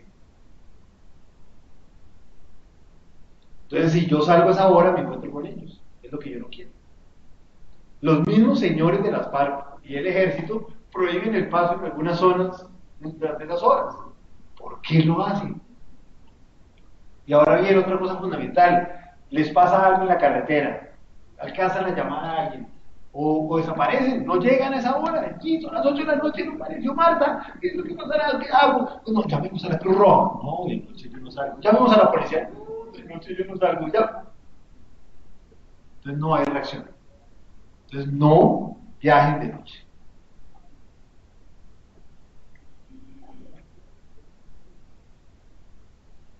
Bueno, es fundamental también tener una disposición frente a los viajes. Normalmente la seguridad le dice a uno que siempre debe estar en estado de alerta, ¿sí o no? Pero el que esté siempre en estado de alerta es un paranoico de mente. Nada más aburrido que estar de alerta. Entonces uno, todo el tiempo alerta. Se mantiene paranoico. Eso es buena gente, ¿sí o no? Entonces, uno debe estar alerta donde debe estar alerta. Entonces, vuelvo y pongo el viaje, este que acabo de escribir desde Bogotá hasta la vereda de Santo Domingo en el Meta, entonces, en Vista Hermosa. Entonces, el tipo sale de Bogotá, fresco, está en blanco, está tranquilo, se levanta de la cama, no sé qué, se toma el desayuno, se despide de su señora, se monta en el carro, es un carro, un taxi que lo contratan, entonces se duerme en el carro, échase el motocito, que además la carretera es una carretera, baja y llega a Villavicencio, llega a Villavicencio, no sé qué, sale, bueno, ya estoy medio, y empiezo a subir mi caballo, salgo de Villavicencio y paso a Casillas, no sé qué, empiezo a despertarme, ya no me puedo dormir, ya estoy más tranquilo, pero ya no me duermo. Llego a Granada, y de Granada en adelante, amarillo, alerta. ¿Qué quiere decir estar alerta? Estar pendiente de señales que le puedan decir que hay un riesgo adelante. Eso es estar alerta. No estar como un loco, no, estar alerta. Por ejemplo, una cosa que hago yo siempre es que marco el número de emergencia que tengo para mí. Yo tengo un compañero de seguridad, entonces yo a él le reporto mis viajes. Digo, oiga, mire, estoy moviendo y marco el número y lo tengo marcado ahí. Para cualquier cosa, darle el mensaje. ¿No es cierto? Y estoy pendiente de este. Cuando llego a Vista Hermosa, mi grado de alerta aumenta, sobre todo cuando voy a salir de Vista Hermosa al lugar. Ahí estoy ya full, estoy totalmente alerta. Me sé todo, me sé la ruta, o si no me la sé, estoy pendiente de las actitudes de la gente. Si paso por Caño Amarillo y veo que Caño Amarillo todas las ventanas cerradas, todo cerrado, ese pueblo que está movido, y todo cerrado, está pasando algo. Y entonces ya no estoy en amarillo, sino he identificado una situación que parece riesgo y me pongo en naranja. Naranja es que estar listo para la acción. Pero no es como Edwin haría, ¿no? Que Edwin se bota y el carro no dando botes y toda la cosa. No, Edwin fresco. Es estar listo para saber qué es lo que va a pasar si pasa algo. Ya aparece la guerrilla, entonces ya estoy listo. ¿Cómo es que era el discurso? ¿Qué era lo que hacemos acá? Advierte uno de los del carro, oiga, mire, está como rara la cosa. Listo, sin pasar, entonces yo hablo. Eso es estar listo para la acción. ¿Quién va a hablar? ¿Quién lo dice algo? ¿Quién va a hablar? Ese tipo de situaciones de condición mental son las que nos permite superar el estrés que nos genera encontrarnos con el actor armado. Perdón, tengo cosas.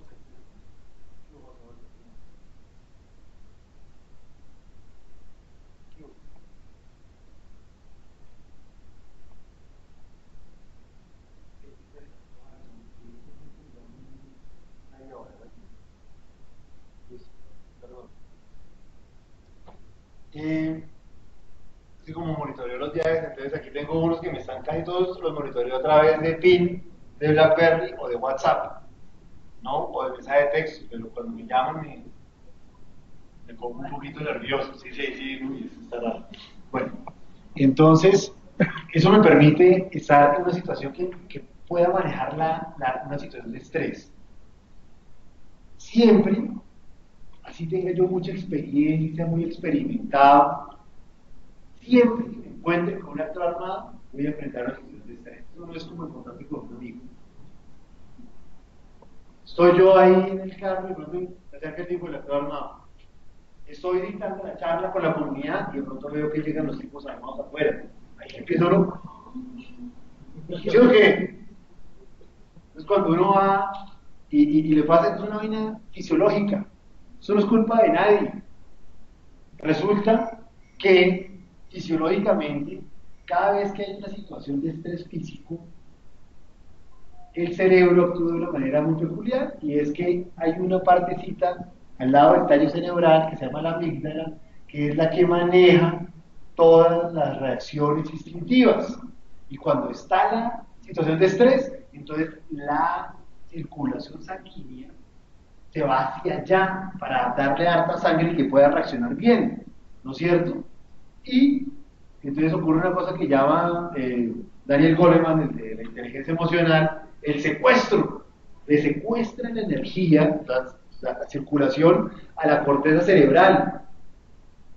La corteza cerebral es lo último que evolucionó el hombre, y es donde se toman las decisiones, especialmente aquí en la parte de adelante. Entonces, cuando uno está en una situación de estrés, no tiene circulación ahí, y por eso le es tan difícil pensar en cosas y que se le ocurran vainas locas, ¿no? Y entonces reacciona uno de una manera instintiva. Por ejemplo, cuando uno va pasando la calle, no sé si les ha pasado. Entonces uno va pasando la calle, eso que pasa la calle, tranquilo, y de pronto le pita el carro que viene. ¡Tin! ¿Qué es lo que hace uno? Y hace uno, pero no salta hacia la acera, esquivando el carro, sino no hace uno. Esa es la reacción instintiva de parálisis.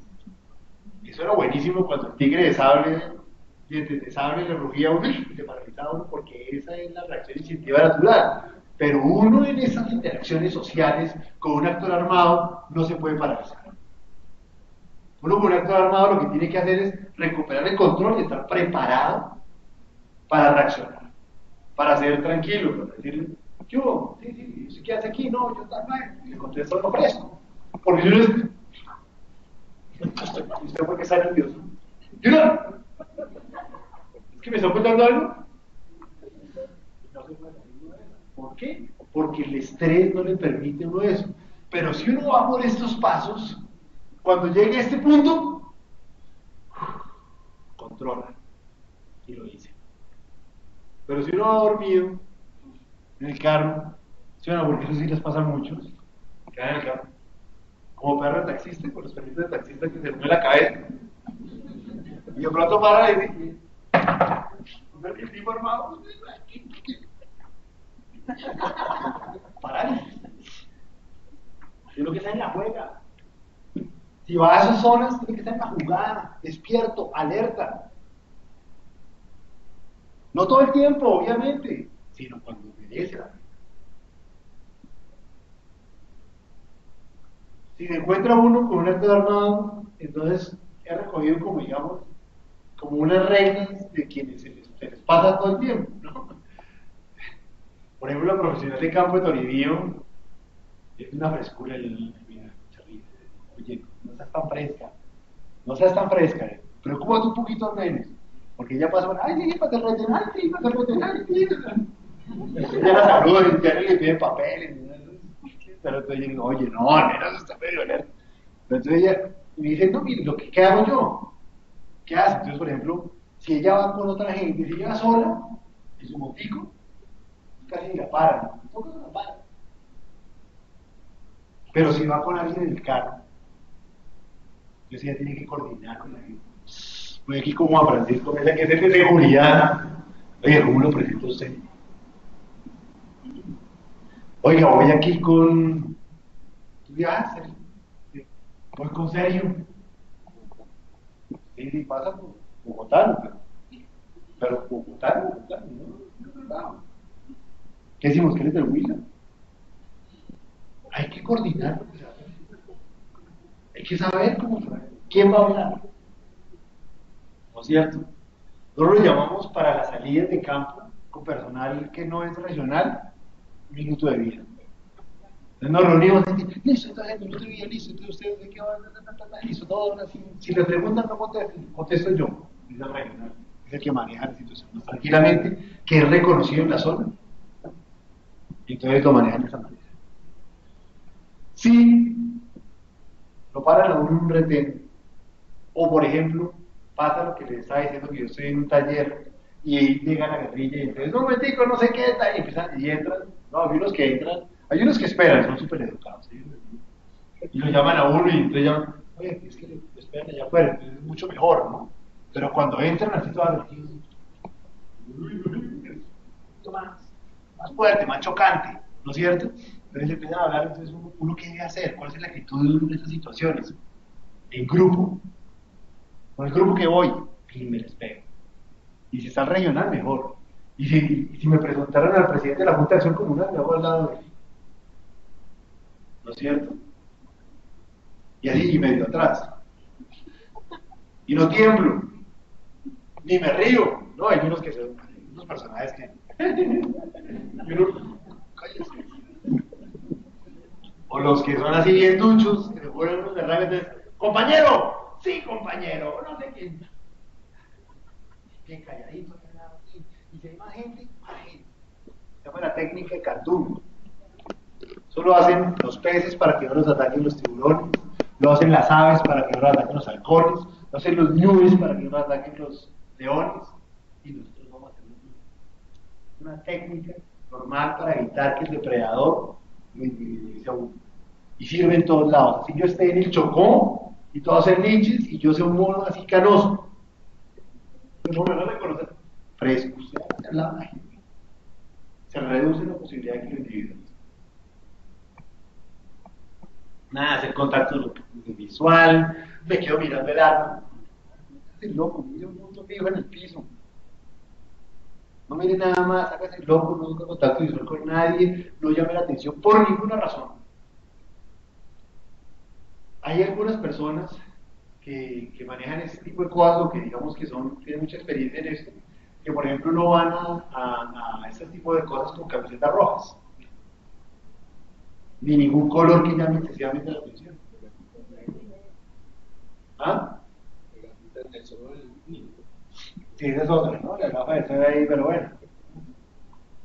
Eso va de manejo en manejo, ahí es que lo maneja tranquilo, que no, eso va a ser una cuestión de también cómo tenga la situación, pero en general son cosas que uno debe. Y la fundamental, obedezca todo lo que les dicen. Paren de bolas a lo que les están diciendo y obedezcan. Bájense, yo bajo. Háganse allá, ya voy allá. Pero si no me han dicho, ¿usted quién es? No puede decir nada. Si le dicen a ella, ¿usted quién es? No tiene por qué contestar. Es ella. Nada de egoísmos, nada de cosas ingeniosas, inventos, nada. Súper prudente, obedezca la situación. Lo que normalmente están haciendo es una operación de control. Quieren saber quién está ahí, qué es lo que lleva, ese carro de qué es. Entonces, es una cosa que normalmente vamos a pasar muy tranquilamente. Bueno, muy tranquilamente, pero sí que podemos pasar. Otra vez en el tema del interrogatorio, la regla fundamental, no digan mentiras. No digan mentiras. No vale la pena. Probablemente saben lo que ya uno les va a contestar. O si uno dice una mentira y no se la creen, averiguan y si es mentira, ahí sí está uno en un rollo macho. Además tiene una perceptividad increíble. Y entonces cuando uno dice mentiras, se la quita. ¿Por qué? Porque los ponen allá por eso, para que sean perceptivos. El hecho de que tengan una baja escolaridad no implica que no tengan un conocimiento profundo de lo que hacen. Entonces, no se pongan de creativos, no supongan la identidad. El tipo puede estar totalmente uniformado del ejército y usted no sabe si es del ejército. O si es al revés. O si se identificaron, son los del Frente Sexto de las FARC. ¿Sí o no? Allá en el Cauca. Y entonces sale ahí uno del compañero, sí, compañero, yo soy de la Universidad Nacional, ahí, la lucha popular, no sé qué. Pues no, pues somos de los paracos y la lleva. Nada, no suponemos. Para todo, de magnitud, si no nos hablan, no hablamos. El secreto no está en decir mentiras, sino en responder de una manera concreta y breve a cada pregunta, de tal manera que no se vaya a extender a otra pregunta. La persona con la que estamos hablando requiere una referencia concreta de qué es lo que estoy haciendo yo. Entonces, le preguntan a Marta, ¿usted qué hace aquí? Entonces Entonces Marta dice, yo aquí vengo por la diversidad cultural, racial. Nadie le está preguntando eso. De hecho, si ellos no entienden la respuesta, van a decir, ay, no, mejor quédese acá y ya llamo a mi comandante para que hable con usted. No, ¿yo qué voy a hacer allá? Voy a la reunión en la vereda tal, con el Consejo Comunitario de San Pingo de Conchá. ¿Sí o no? Entonces ellos, San Pingo de Conchá. Sí, lo conocemos. Entonces siga. La respuesta concreta, reunión, San Pingo de Conchá. Concreta. Nadie le está preguntando nada más ni qué es la reunión, ni nada. Ahora bien, si les preguntan de qué es la reunión, ¿de qué es la reunión? ¿De dónde vienen y a dónde van? Es la otra pregunta. ¿Qué hacen acá? ¿Y de dónde vienen y a dónde van? A dónde van es el sitio específico a donde van. O sea que los que no sean de allá, apréndanse.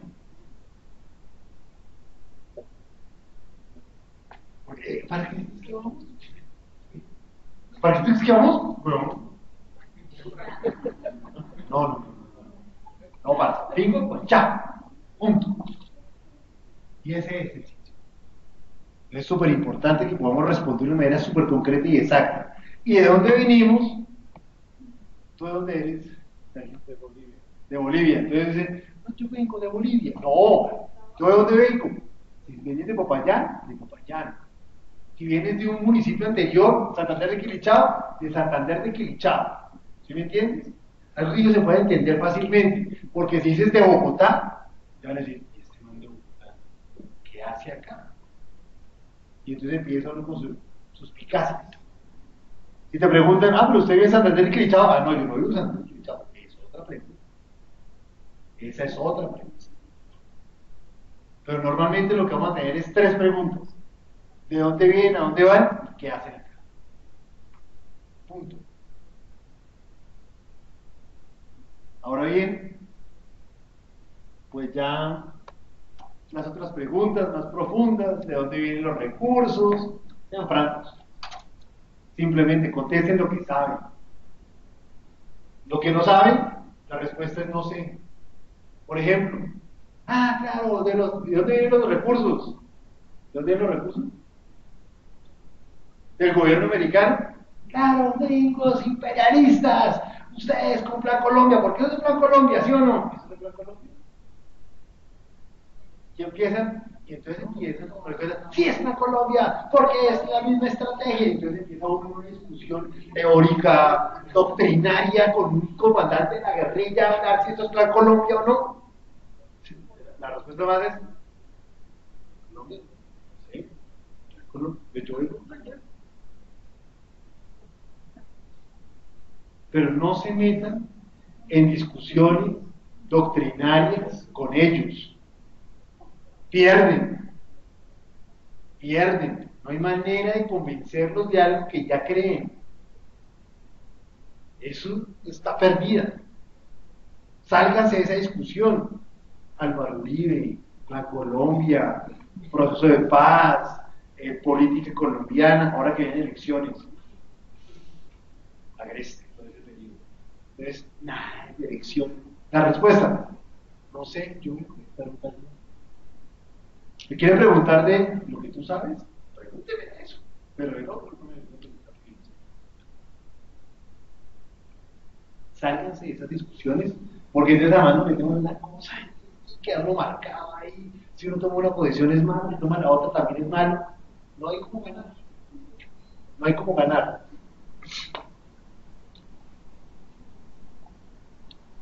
Ahora bien, si voy con alguien de la comunidad, que alguien de la comunidad conteste. Esa es la norma. Ellos hablan por uno. Además ellos salen a responder por uno.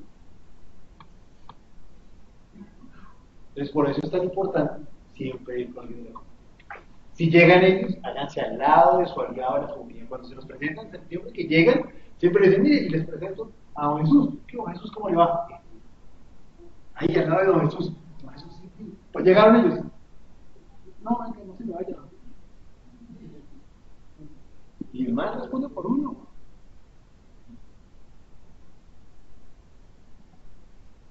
Bueno, y obviamente, por si acaso, tener a alguien que pueda confirmar la información. Por eso es tan importante que haya una coordinación de los viajes, porque alguien tiene que saber dónde uno está. A veces pasa que llaman a confirmar algo. En la historia de los 7 años que tenemos, solamente en 2 ocasiones ha pasado eso. Una en Tumaco. Entonces, y otra pues en el Bajo Cauca, descontado, como les digo, es una locura completa.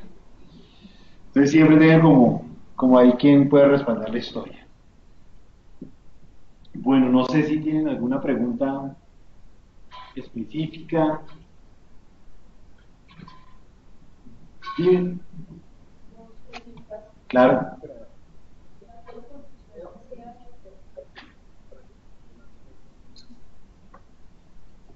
Yo tengo dos preguntas. La primera, teniendo en cuenta lo que usted decía al comienzo de las especificidades que tiene el riesgo para las personas y en los contextos específicos, ¿qué normas de seguridad específicas hay para mujeres? También teniendo en cuenta que existen unos riesgos concretos para mujeres, que en el caso del conflicto colombiano y de muchos conflictos, las mujeres han sufrido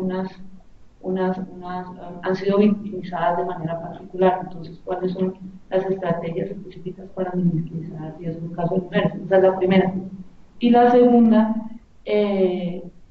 ¿cómo hacen las organizaciones que utilizan distintivos, Naciones Unidas, organizaciones internacionales, incluso gobiernos, y es obligatorio utilizarlos en misiones de campo?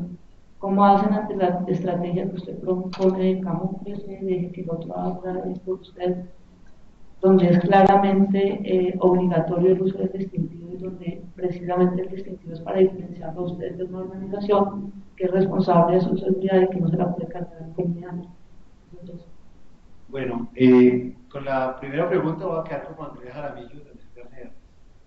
¿No? Primero pues hay que, y una de las cosas que uno hace como en las capacitaciones, es tratar de hablar, digamos, como de la pinta que lleva. No es nada que llame mucho la atención, porque realmente una de las maneras en que, digamos, una de las maneras, digamos, de manejo y de dominio que se tiene es a través de las mujeres de algunos actores armados.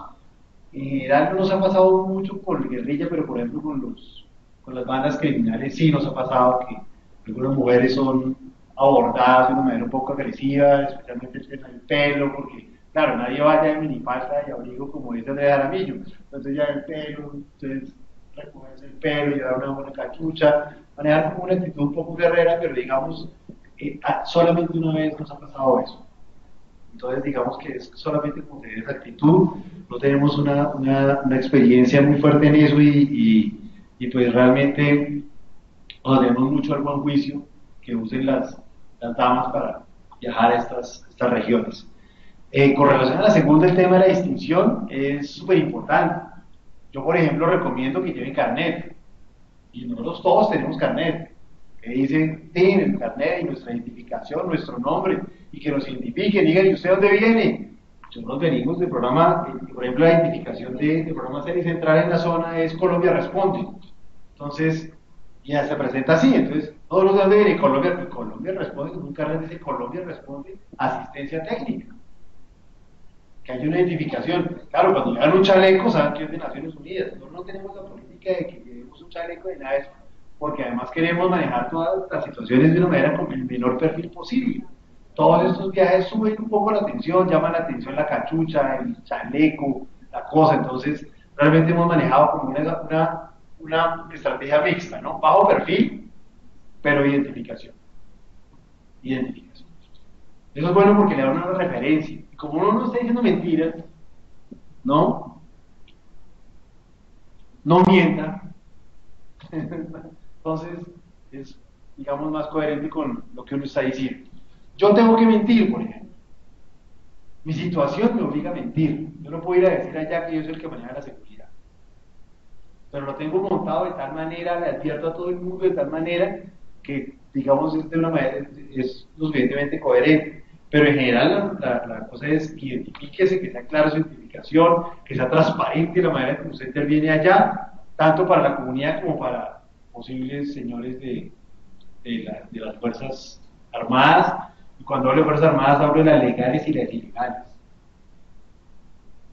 Hay momentos, por ejemplo, lo que les contaba yo, que se va a dar el carro y nos encontraron con un grupo del ejército que venía haciendo una operación y esa gente, un tipo con dos GPS, porque a uno se le acaba la pila, entonces llevaba el otro, entonces llevaba dos GPS y lo agarran ahí y dicen, con dos GPS, algún tierrero, menos mal, llamaron, llamamos al comandante, por vía microondas se comunicaron con ellos, pero digamos que la identificación es súper importante con cualquiera, pero sí manejen eso. Ahora bien, el tema de la identificación es una cosa que puede discutirse, ¿no? De llevar chalecos, de llevar cachuchas, de llevar camisetas, es una cosa que puede discutirse. Yo no, digamos que le veo un poco más de problemas que de beneficios, pero es una cosa que manejan muchos con toda tranquilidad, como hacen Naciones Unidas, o como hacen Acción Social, bueno, en Acción Social, como el DPS y otras organizaciones. Tomando el tema,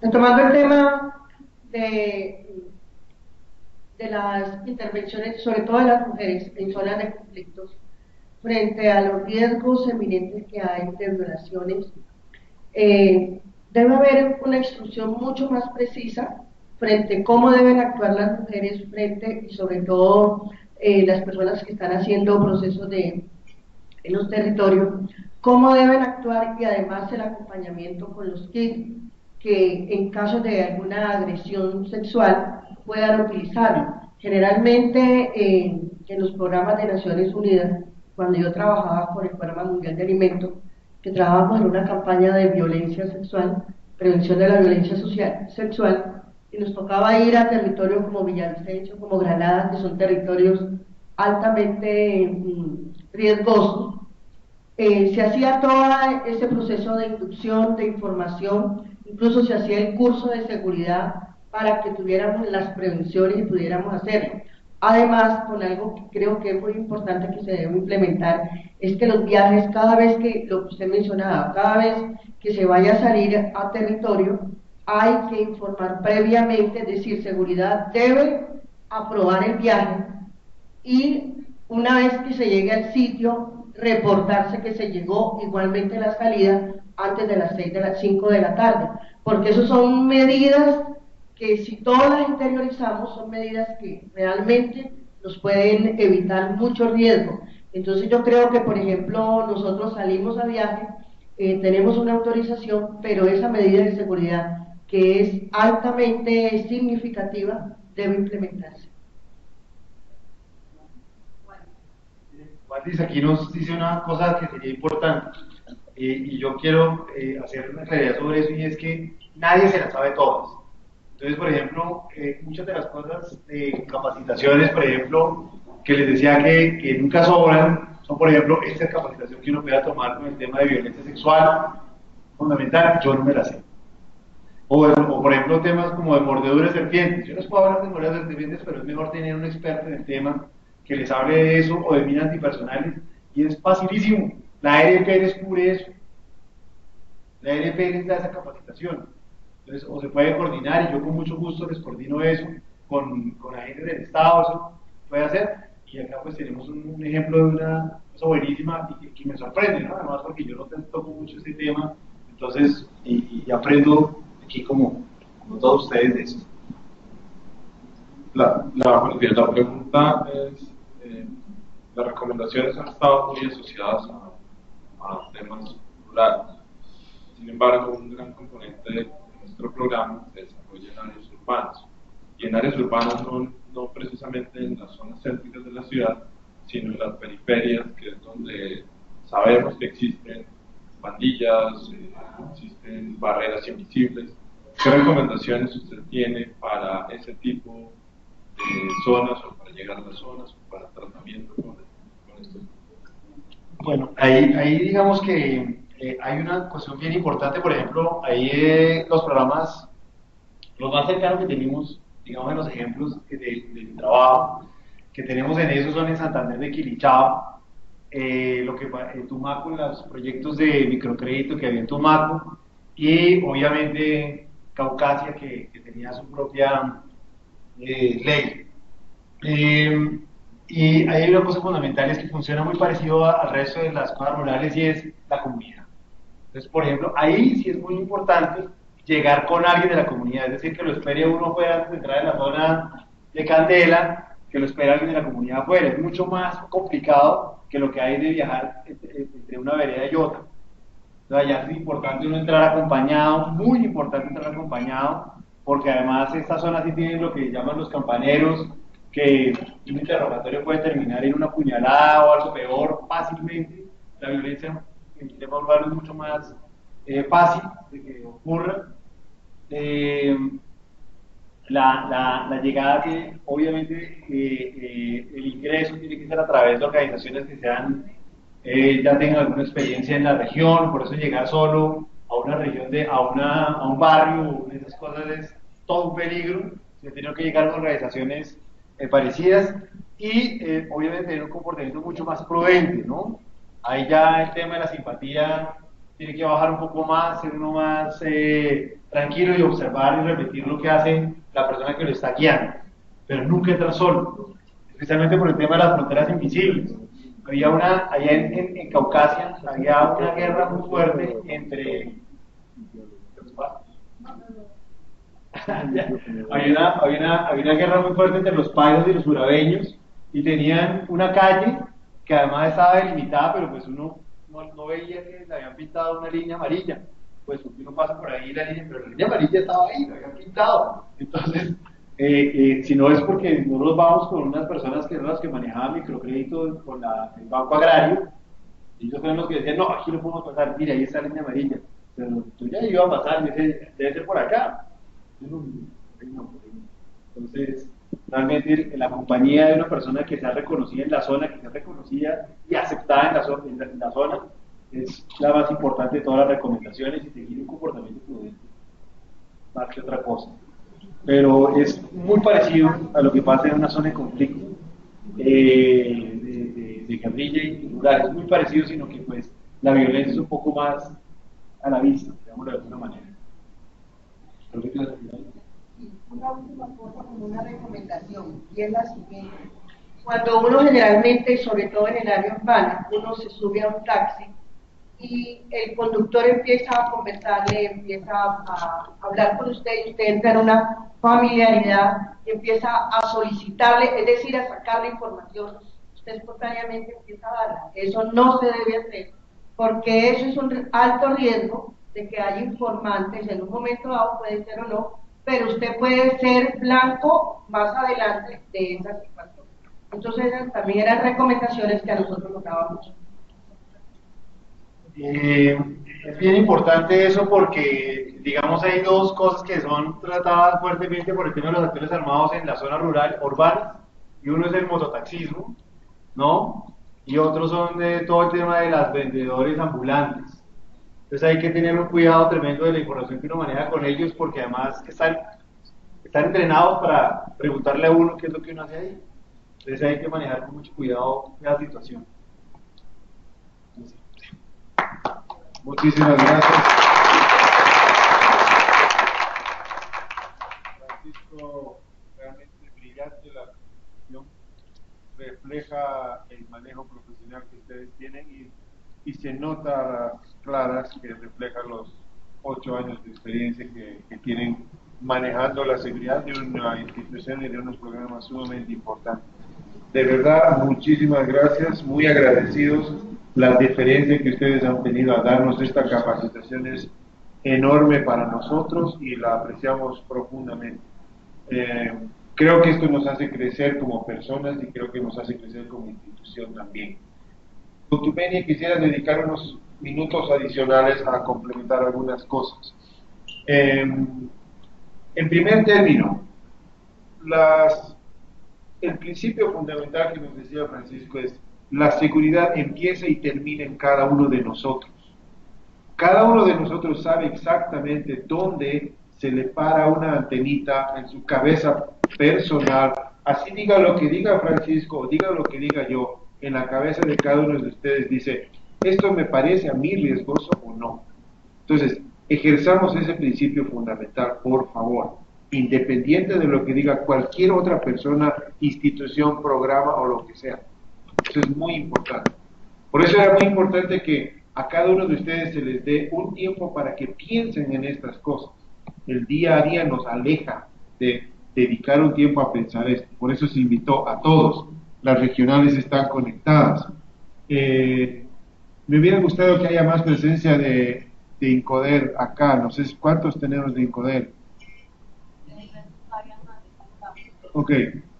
Entonces, de nuevo, priorizamos unas cosas versus otras. Hay prioridades de trabajo, hay prioridades de aprender también. Lo más importante que quiero rescatar de esto es, tenemos la charla de Francisco grabada. Los invito a que por favor dialoguen esto al interior de sus subequipos. No me refiero a equipos por resultado necesariamente, sino los equipos que son de amistad, los equipos que son de trabajo conjunto, los equipos que viajan juntos, etcétera. Hablen y dialoguen de estas cosas. Tradúzcanlos a sus propias experiencias y a las vivencias que tenemos en nuestro trabajo diario. Ustedes son los que mejor van a poder decir, ese ejemplo para nosotros aplica, no aplica, aplica de esta manera, hacemos así, no hacemos así, sugiramos hacerlo de esta manera. Las sugerencias están siempre bienvenidas. ¿Ok? No sé si tenemos, a Manuel, alguna pregunta de alguna de las regionales. Siguen conectados, nos están escuchando y están participando. Aquí nuevamente digo, el interés es personal. Nosotros nos preocupamos de nuestra seguridad. Entonces, en la medida que tomamos en serio estas charlas y estos espacios, depende de cada uno. Quiero finalmente dedicar unos minutos. Este manual de seguridad que nosotros tenemos en la empresa es compartido con cada uno cuando se nos contrata. Está en la nube y es de acceso público, y los invito por favor a que cada cierto tiempo lo revisen, lo impriman, lo circulen y lo lean. Tiene cosas muy importantes. Quisiera que bajemos, por favor. Solamente quiero llamar la atención a ustedes, más abajo. Más abajo. Algunas secciones importantes. Acá. En la página 8 dice, la seguridad es circunstancial. Lo que constituye una respuesta sensata en un lugar como Bogotá no es sensato en San Andrés de Quilichao. Pero lo que es sensato allá tampoco es sensato en Cali. Es referente a la pregunta de qué hacemos en situaciones urbanas. Nosotros solamente trabajamos de manera central en 4 áreas rurales: Chocó, la Sierra Nevada, San Andrés y La Guajira. Con el Incoder es que nos hemos estrechado mucho más y estamos al borde de nuestro límite de conocimiento, de manejo y de todo. Por eso es que me interesa mucho que al interior de esas actividades se dialogue esto.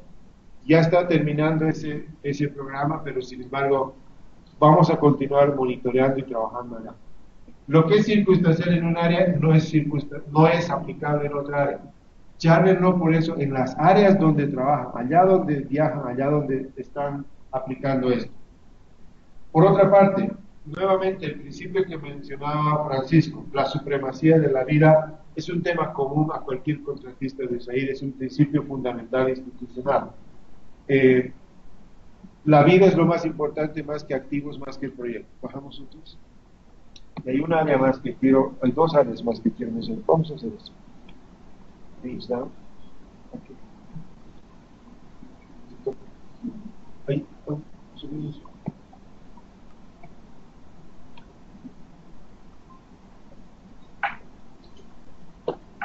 No.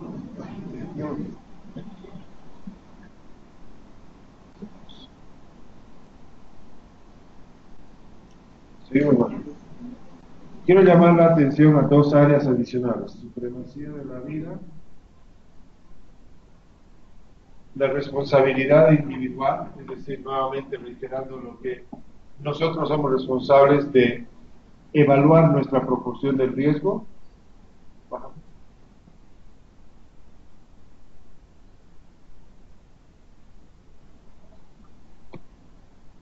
Nuevamente, en cuanto a las medidas de prevención, lo que nosotros manejamos es un triángulo de seguridad, es decir, aceptación social, nuevamente en las comunidades, y nuestros socios son nuestra principal barrera para prevenir, protección y disuasión de parte nuestra, de la empresa también. Bajamos, por favor.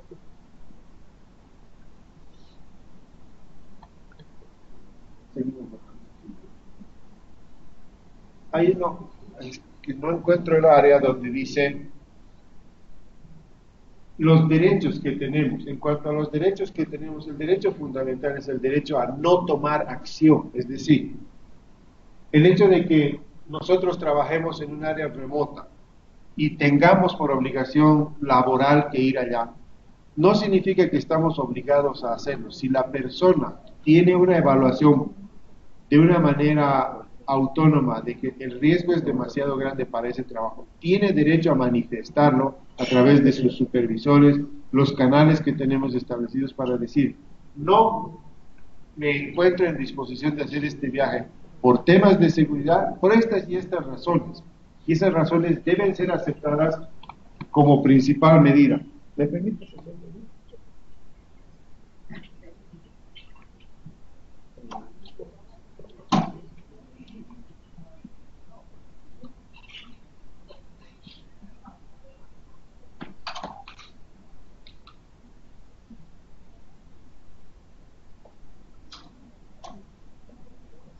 En la página 9 al pie dice, si ustedes lo revisan, derecho a rechazar riesgos. Todo funcionario al momento de asumir sus funciones conocerá de antemano los riesgos a los que debe estar expuesto. Es nuestra obligación conocer los riesgos a los que estamos expuestos. No podemos arguir ignorancia, pero al mismo tiempo y en contraposición es nuestro derecho el rechazar un riesgo que consideramos demasiado alto. Finalmente, si ustedes revisan el documento, en la tercera parte está qué se considera protocolos de seguridad, y en la cuarta parte, sobre todo, está el área más importante, como decía Francisco, el riesgo donde estamos en mayor exposición es el momento de trasladarnos de un lugar a otro. Y tenemos una sección que es la parte cuarta, que empieza en la página 16, que por favor quisiera que le revisen con un poco de cuidado, particularmente los que viajan a la zona rural. Y es, ¿qué debemos llevar de protocolo personal? ¿Qué secuencia de pasos debemos seguir de manera personal antes de realizar un viaje? Como por ejemplo, cosas básicas como saber cuál es mi destino, dónde es que voy a ir, dónde es que me voy a hospedar y con quién me voy a ver, etcétera, etcétera. Entonces, simplemente llamar la atención a ustedes de que está el manual y que posiblemente no lo hemos revisado en detalle, y es un buen momento para, en algún viaje, en algún momento, llevarse una impresión y leer estas partes que les apunto. Si hubiera de cualquier parte de las oficinas regionales o de Bogotá algunas sugerencias para este manual, este es un buen momento. Nosotros tenemos un proceso de que cada año actualizamos el manual de seguridad. Justamente estamos entrando en la época en que vamos a actualizarlo nuevamente. Si ustedes lo revisan, hay información desactualizada o hay alguna sugerencia para incluir, sería muy bueno que lo hagan ahora, de tal manera que para enero, por ahí, ya tengamos una versión actualizada 2014 que satisfaga nuestras necesidades, que sea adecuada para nuestro funcionamiento. ¿Sí? Marcela, no sé si tenemos algo más. Ok. Vamos a también diseñar sistemas nuevos para hacer seguimiento de viajeros, que ya lo hemos hablado, es parte del plan de trabajo del año 3, seguimiento de viajeros y información actualizada una vez por semana de situación de riesgo en las zonas donde trabajamos. Esos dos mecanismos son los que vamos a tener nuevos a partir de pronto, yo diría que este mes o el próximo mes. Sí.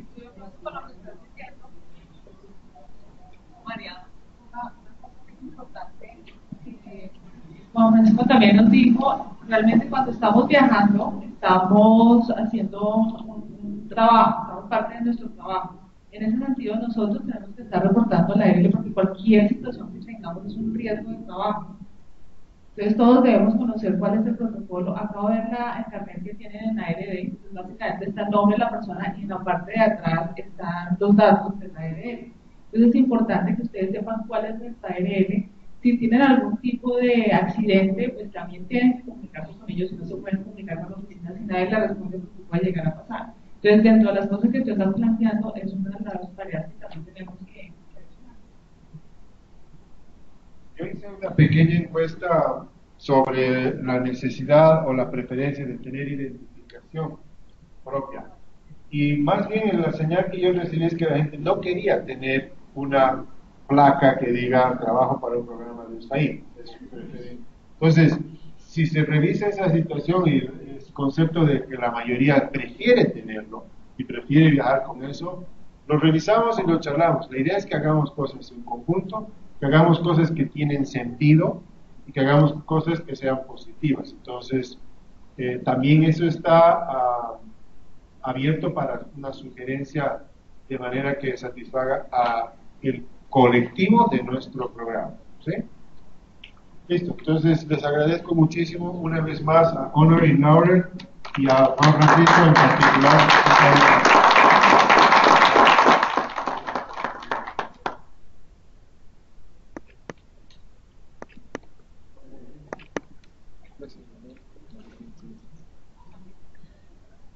Bueno, muchas gracias también a todas las regionales por haber participado. En minutos les estaremos enviando copia de la reunión. Muchas gracias. Buen día.